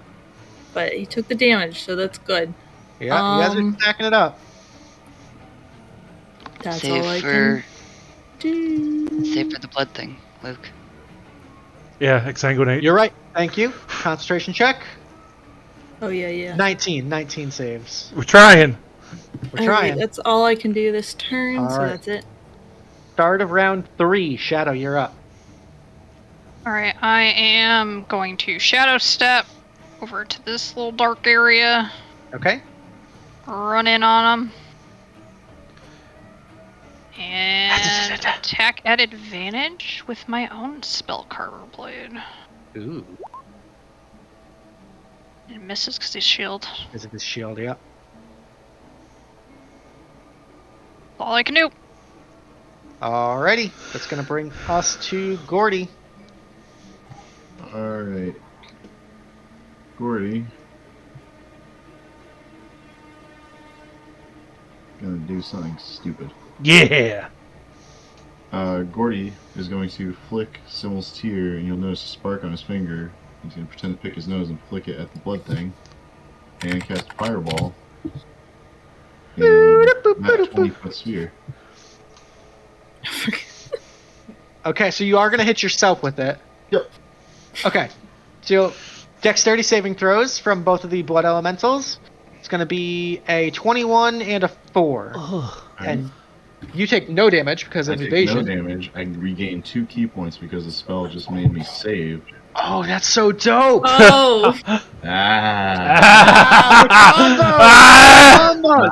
He's storming! Big brain. He's storming! Okay. What's fireball damage? I'm not used to this. 8d6 fire damage. Okay. Oh, this is the worst smelling battle. Burning blood. Oh, gross. Yeah. Alright, so the top one's going to save, so he will take half of that is 14 points. And the bottom one takes the full 27 points of fire damage. And then due to haste still being active, Gordy is going to give a thwack to the northern one. Okay? Just a little pat. That's going to be a miss. Damn it. Alrighty. I'll do. That's going to bring us to the Blood Elementals, who certainly didn't like that. So we've got 4 slam attacks coming at you, Gordy. Alright, here we go. First one's a 16. That's a miss. Okay, second one is a 24 That'll hit. for 14. Gordy's down. Okay. And then this one's going to move up after Willow. Hey. 2 attacks on Willow. First one's a 16. That one will hit. That's 12 points of bludgeoning. And second one is a crit. Can I have him re-roll with the Tealeaf point? Technically, yes. No. I'm doing it. Okay, so Yeah. -1 field point.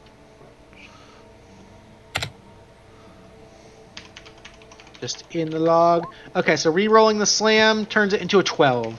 So it was worth it. Thank God. Oh, okay. Okay. Alrighty, that's going to bring us to Sigourney. Sigourney, at the start of your turn, you're going to take 11 points of bludgeoning damage as you just vomit up this giant, nasty vial. Your maximum hit points reduced by an additional 11, and you are incapacitated. At the end of your turn, you can repeat the Constitution saving throw. It is a DC 17. Ooh, sorry, wisdom? Constitution. Constitution. Exactly what you needed. You kind of wipe your mouth from all the nastiness. It's almost like after you throw up enough, like when you get like super hungover, it's like you start to feel a little bit better. That's a similar effect here. So the effect ends. Okay. That's It's turn, though. going to bring us to Gloria, who's still trapped, and back to Shaynar, regaining his reaction and all legendary actions. He's going to turn to Shadow and just kind of... It's quite odd how this keeps happening, my dear. It's like history repeating itself. He's gonna just lazily point a finger. Shadow, you knew I had to. We're gonna go with the finger of death. No! Oh. No. No. I'm gonna roll for it. Finger of death is a 7th level spell, so you are gonna have to roll the charisma check. Charisma check. You want to go? Oh no, I got it. Okay.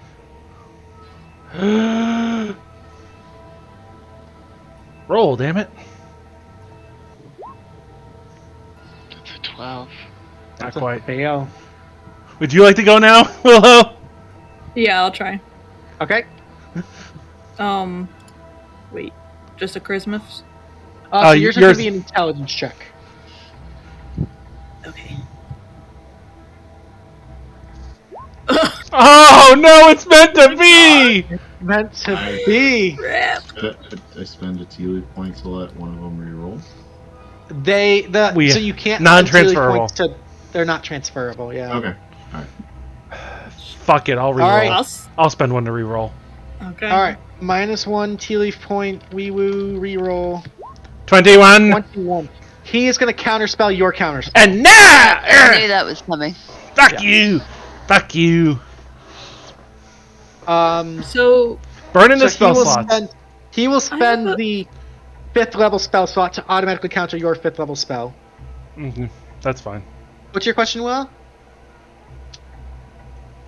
Because if I spent my tea leaf because point, you would have never. WeeWoo re-rolled to success. Would I be spending a counter spell still? Technically, I'll let you take it back. Because Okay. technically, yeah. Counterspell, Would I counterspell. be able to counterspell his counterspell? It's a 5th level I know it counterspell. gets fucky, so like it's That's okay getting if a little not. bit I'm just fucky. It's getting a little Yeah. bit fucky. Yeah. I was Because how it technically, all WeeWoo meshes. wouldn't have known to re-roll after Yeah. Willow. Yeah. Yeah. No, it does. You're right. I'll tell you what. however you want. Let it happen. Let it happen. Yeah. All right. All right. Finger of Death is 78 plus 30 necrotic damage, or half as much on a failed, or half as much on a success. So I need a Constitution saving throw from you, Shadow. Alright, this is at advantage because it is a singular spell, and my cloak gives me an advantage on that. Mm-hmm. 11. I'm not even close enough to make it happen. 60 points of necrotic damage. I'm down. Not again! Oh, wait. Technically, She's death she's saving not throws. dead. She's in death Yeah. saving throws. It was only in the archives that it had that fucky effect that was an insta-kill. Yep. Because magic Okay. works different in the archives. So you are down on death saves. I had exactly 30 HP, so I couldn't even fucking half it if I wanted to. All right. Even if it's... Oh no, because it was a save, not a attack. Never mind. Okay. Alrighty, that's his last spell there. Okay, gets his reaction back, gets his legendary actions back. Harper, you're up. I'm gonna Sorry, walk. on his turn, he's gonna take the opportunity attack from Sigourney to move here. Okay. Hold on. I don't have Warcaster, so I can't do a Booming Blade, but I can do it with the Spell Carver. 29 hit. 29 hits. I'm taking his lowest level spell, Luke. Alright, you're gonna get rid of his last first level spell slot, No shield. Well, unless he spends higher. unless he spends higher. An extra D8 of damage too, yeah. 8, that's 27. An extra D8? Yep. Okay. Per level spell slot. So it's just a first level, so it's just 1d8. Right. As you carve into his back, he's like sort of like holding the wound. He's looking pretty ragged and pretty tired, but there's just this wide, crazy, bloodlusted look on his face, and he's just smiling and cackling the whole time. Okay. Harper, you're up. Harper's gonna walk next to Gordy. He's gonna just nudge him with the foot and be like, "I got you in a minute, buddy. Just hold on." He's gonna pull out the Staff of Insatiable Hunger. Ooh, okay. If you bleed, we can kill you, Shaynar. I need a Constitution saving throw from Shaynar for Okay. 8d12. Ooh. Yeah, baby. That's a 19 on the save. I'm going to spend a Tealeaf point to make him roll it again.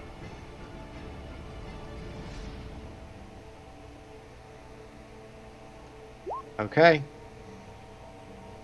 Constitution saving throw at advantage is a 6. He's going to take 8d12 damage. I just have to make sure what kind of damage it is, because I believe it's actually necrotic. It is. Which he's resistant to. Yep, but it's 8d12. Oh boy. So half of 38 is 19 points. Uh-huh.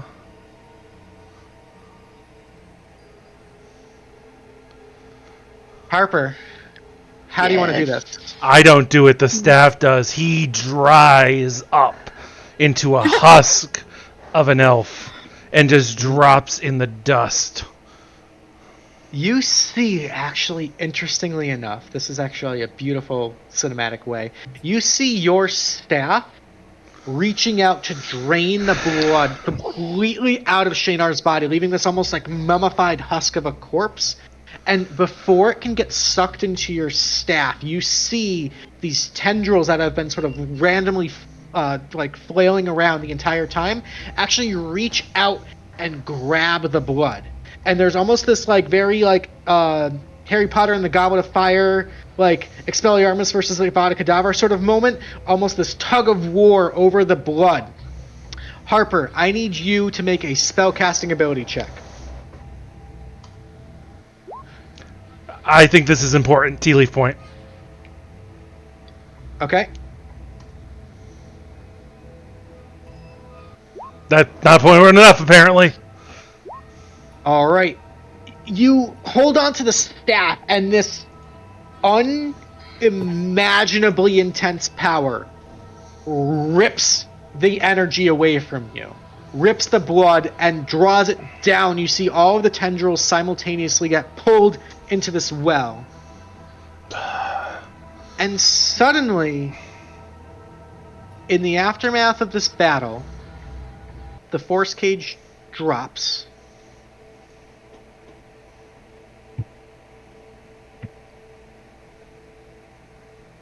And oddly enough, you all exhale this sigh of relief, and you're not sure exactly what just happened.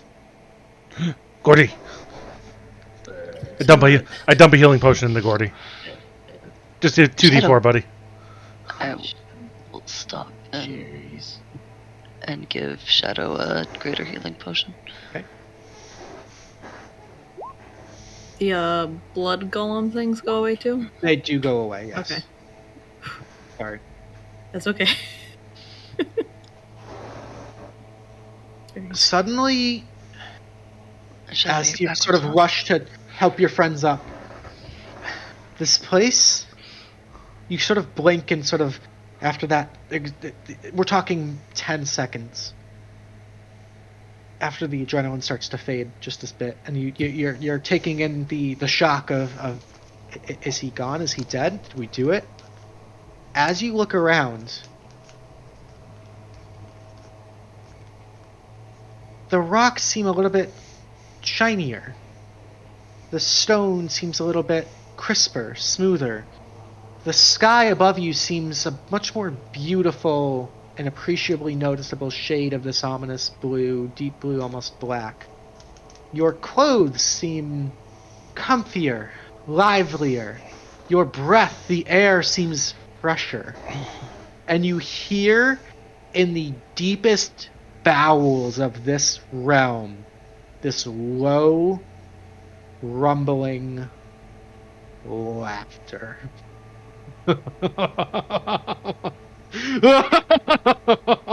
That shakes you to your core. No. Gloria, kind of stepping out, sort of looking around, kind of confused, looks and points above the altar where Shaynar's body is. You see a single image of a spider descending, and you can see the projection of Sylvia standing there. You get the sense that it is but a projection, as the Kruv spawn has reached out to you and confronted you in this sort of manner before, sort of a less than physical manifestation. Oh, what a little dear. I have to say, I do admire his ambition, but his foresight was a bit lacking. I must say, thank all of you for assisting in completing that ritual. Shaynar made the perfect vessel for our master Kruv to be reincarnated. So I thank you. He wasn't going to kill himself, right? And I don't like to get my hands dirty, but help yourself to whatever paltry trinkets he had. They're worthless to us. And I'd like to cordially invite you, all of you, to Tealeaf, to the newly renovated and finished Treasure Palace, to celebrate the reincarnation of Kruv once and for all. You don't want to miss it. Until then, ta-ta, and the vision apparates. Well. Oh no! Oh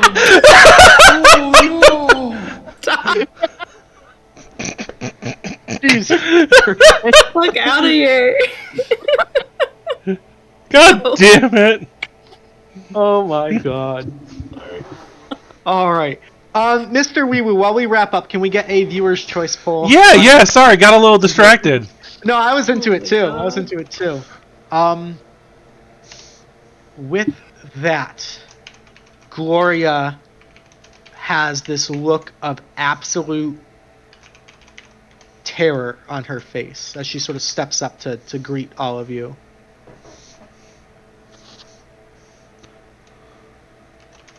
I'm so sorry, Gloria. cannot believe we... Of course we did. It's exactly what they wanted. She's cunning. You said it. Yeah, we fell into the trap. Actually. You said the body is still there? The body of Shaynar is still there, and in fact, there are 2 magic items on his body. Hold up. I am going to put my boot on the neck and just pop! And just pull the desiccated husk of his head. A gift for Gregor. I heard he didn't like this guy. Yeah, He'll be happy to see that. he'll appreciate it. Are you okay, Shadow? I'm somehow still alive this time, so it went better.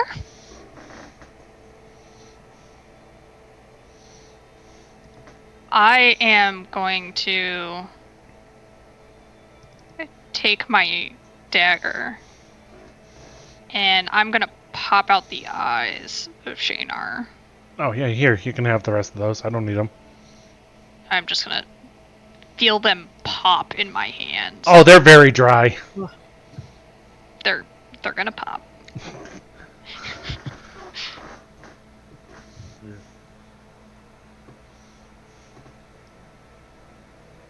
We need to get back to Kedoria. Yeah. We...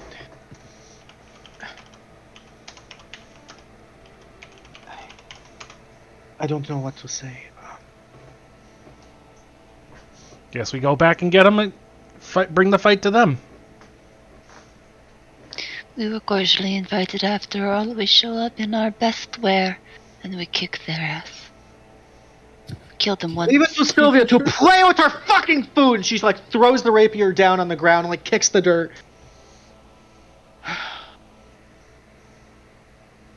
Gloria. When we get back to Tuareg, we are going to take that fucking magic stick that Marigold has, and we're going to ram it so far up Sylvia's ass That she sees red. Yes. We can do this. We are heroes. We are the best that the tech has to offer. We can do this. Yeah, you too, Gordy. Get on your feet.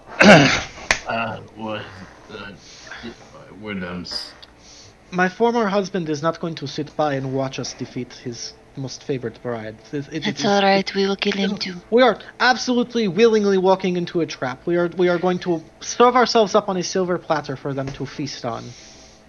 No. Yeah, but what else? And then they're gonna choke on us, him, and we'll come back. Is that Exactly. a vampire joke? Oh, That was good. potentially. That was good. Yeah. Hey, everybody, get those you. votes in if you haven't yet already.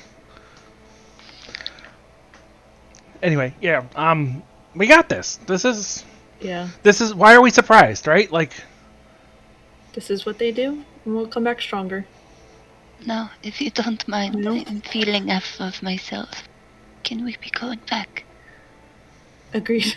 yeah, no, yeah, absolutely. I miss Ted.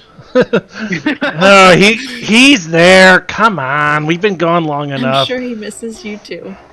You guys are going to successfully round up your allies, the treasure here, and head back with Gloria back to Kedoria. Is that right?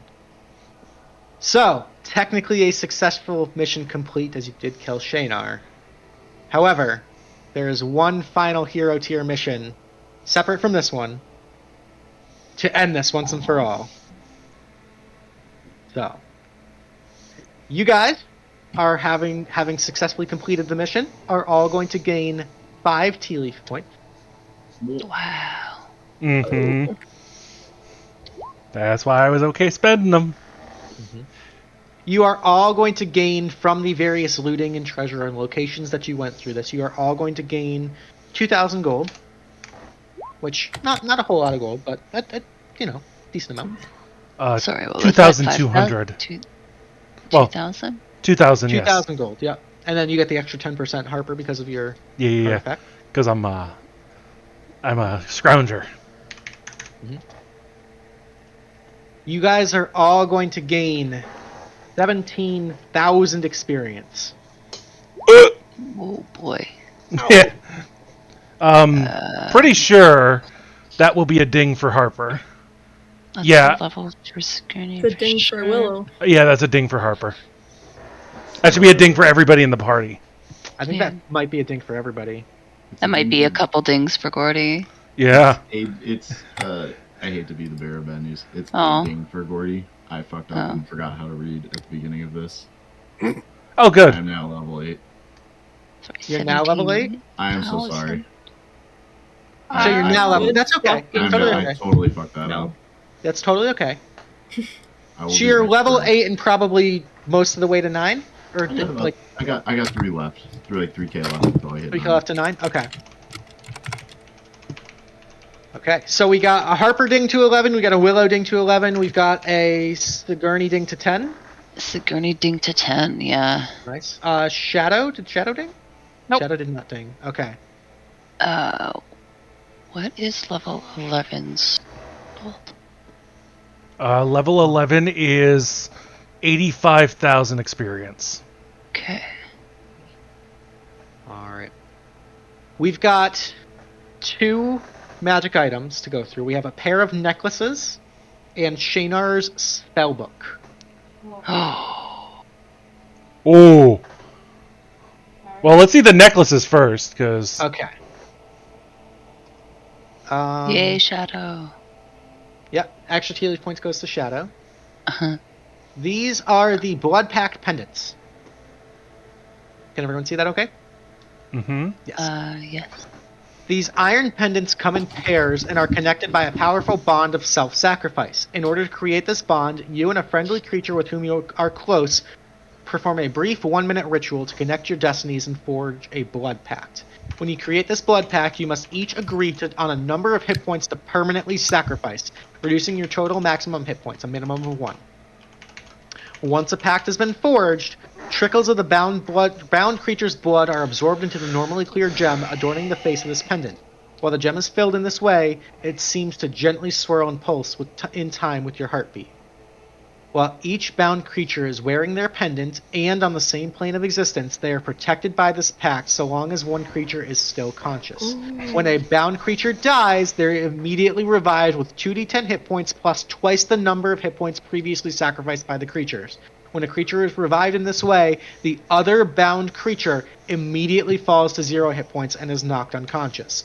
This property ignores any effect that would normally prevent your creature from falling to 0 hit points. When this happens, both creatures' maximum hit points are returned to normal. Once the pact is ended in this way, the gems and pendants crack and are no longer magical.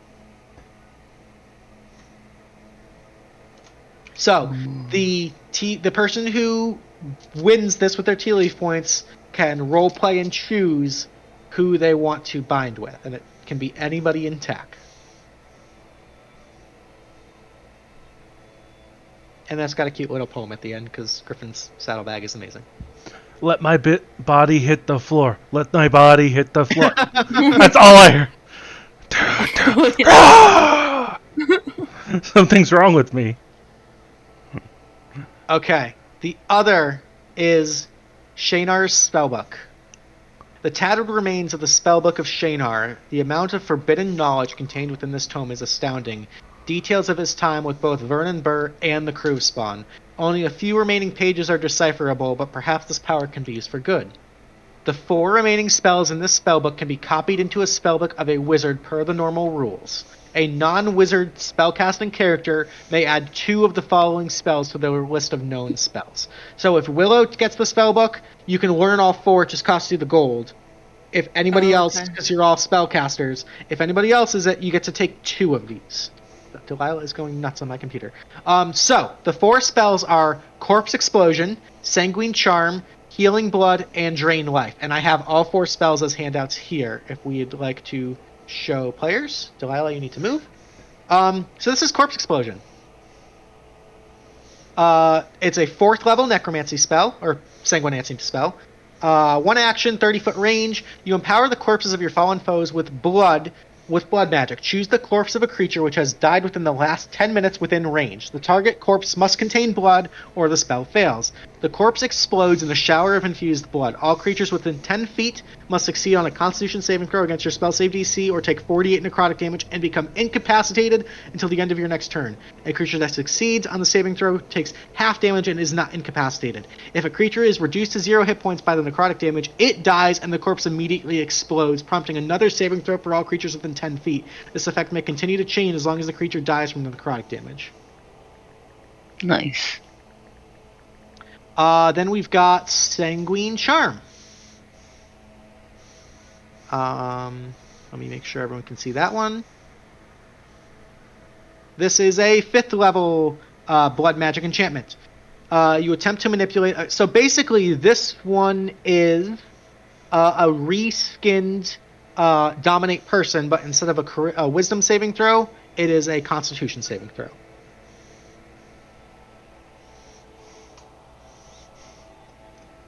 We've got Healing Blood. Delilah, you are so cute, but I need you to move, baby. This is a 3rd level blood magic evocation. You sacrifice your own vitality in order to heal your allies. As you touch a creature that is friendly to you, you may roll a number of hit dice equal to half of your maximum. You take necrotic damage equal to half of the total amount rolled, and it cannot be reduced in any way. And the target regains hit points equal to the number rolled. The target is also cured of the following conditions: poison, diseases, blinded, deaf, and paralyzed. That's pretty neat. Yeah. And the last one is Drain Life. This is a 2nd level necromancy sanguinancy spell. You repair the damage your spells have done to your body by ripping the very life from your foes.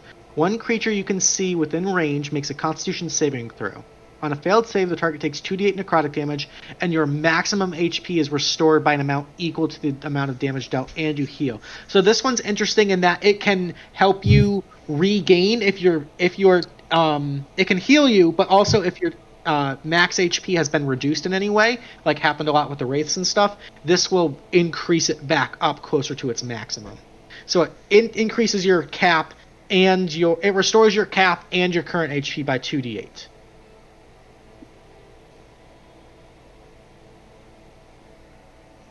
So those are the 4 spells.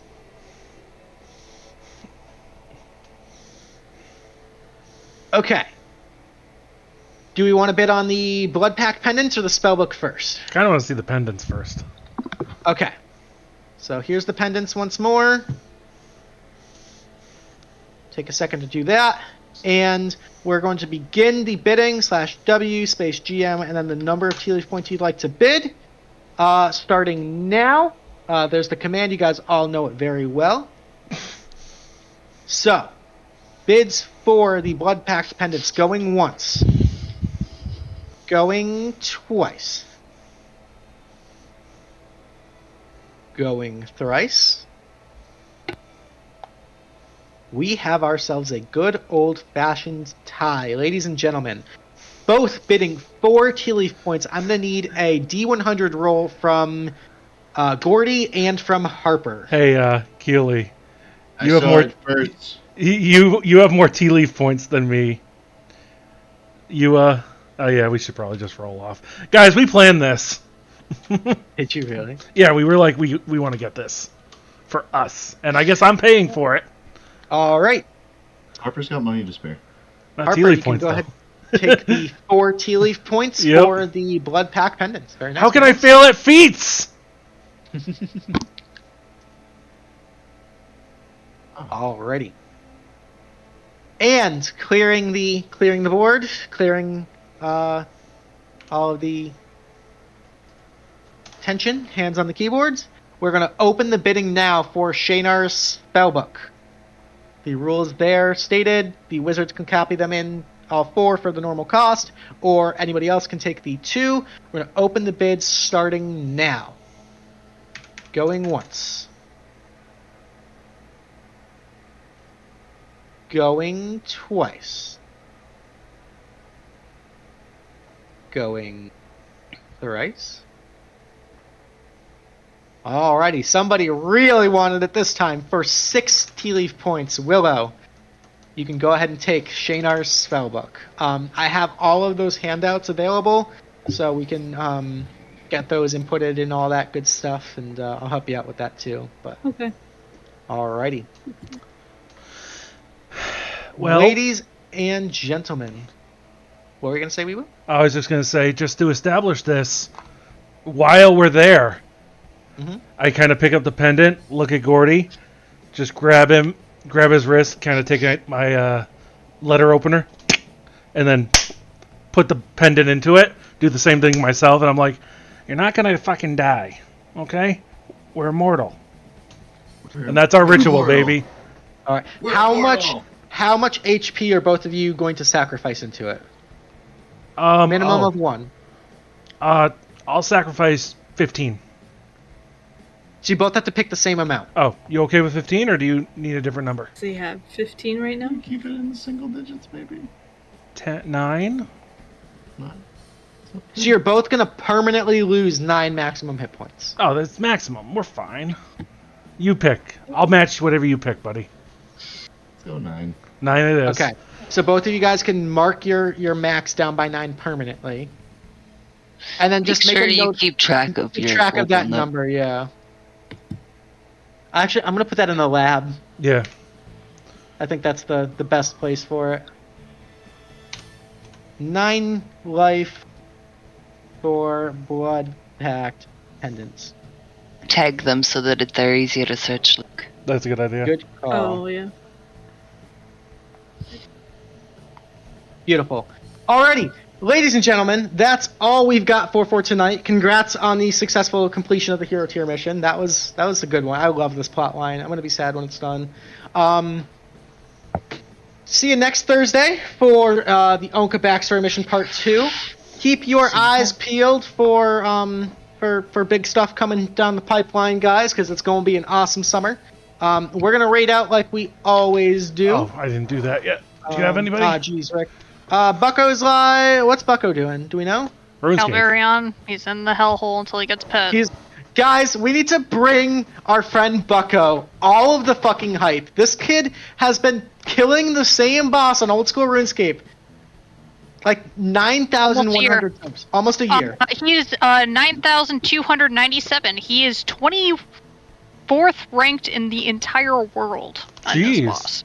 We need to bring him some tack luck. We need to take this energy, the same positivity you brought Gloria, we need to bring to Bucko tonight. All right. I appreciate you guys. Guys, have a lovely weekend. Take care of yourselves. Do something nice. Be kind because it matters and it's free. We love you. We will see you next Thursday. Until then, toodles.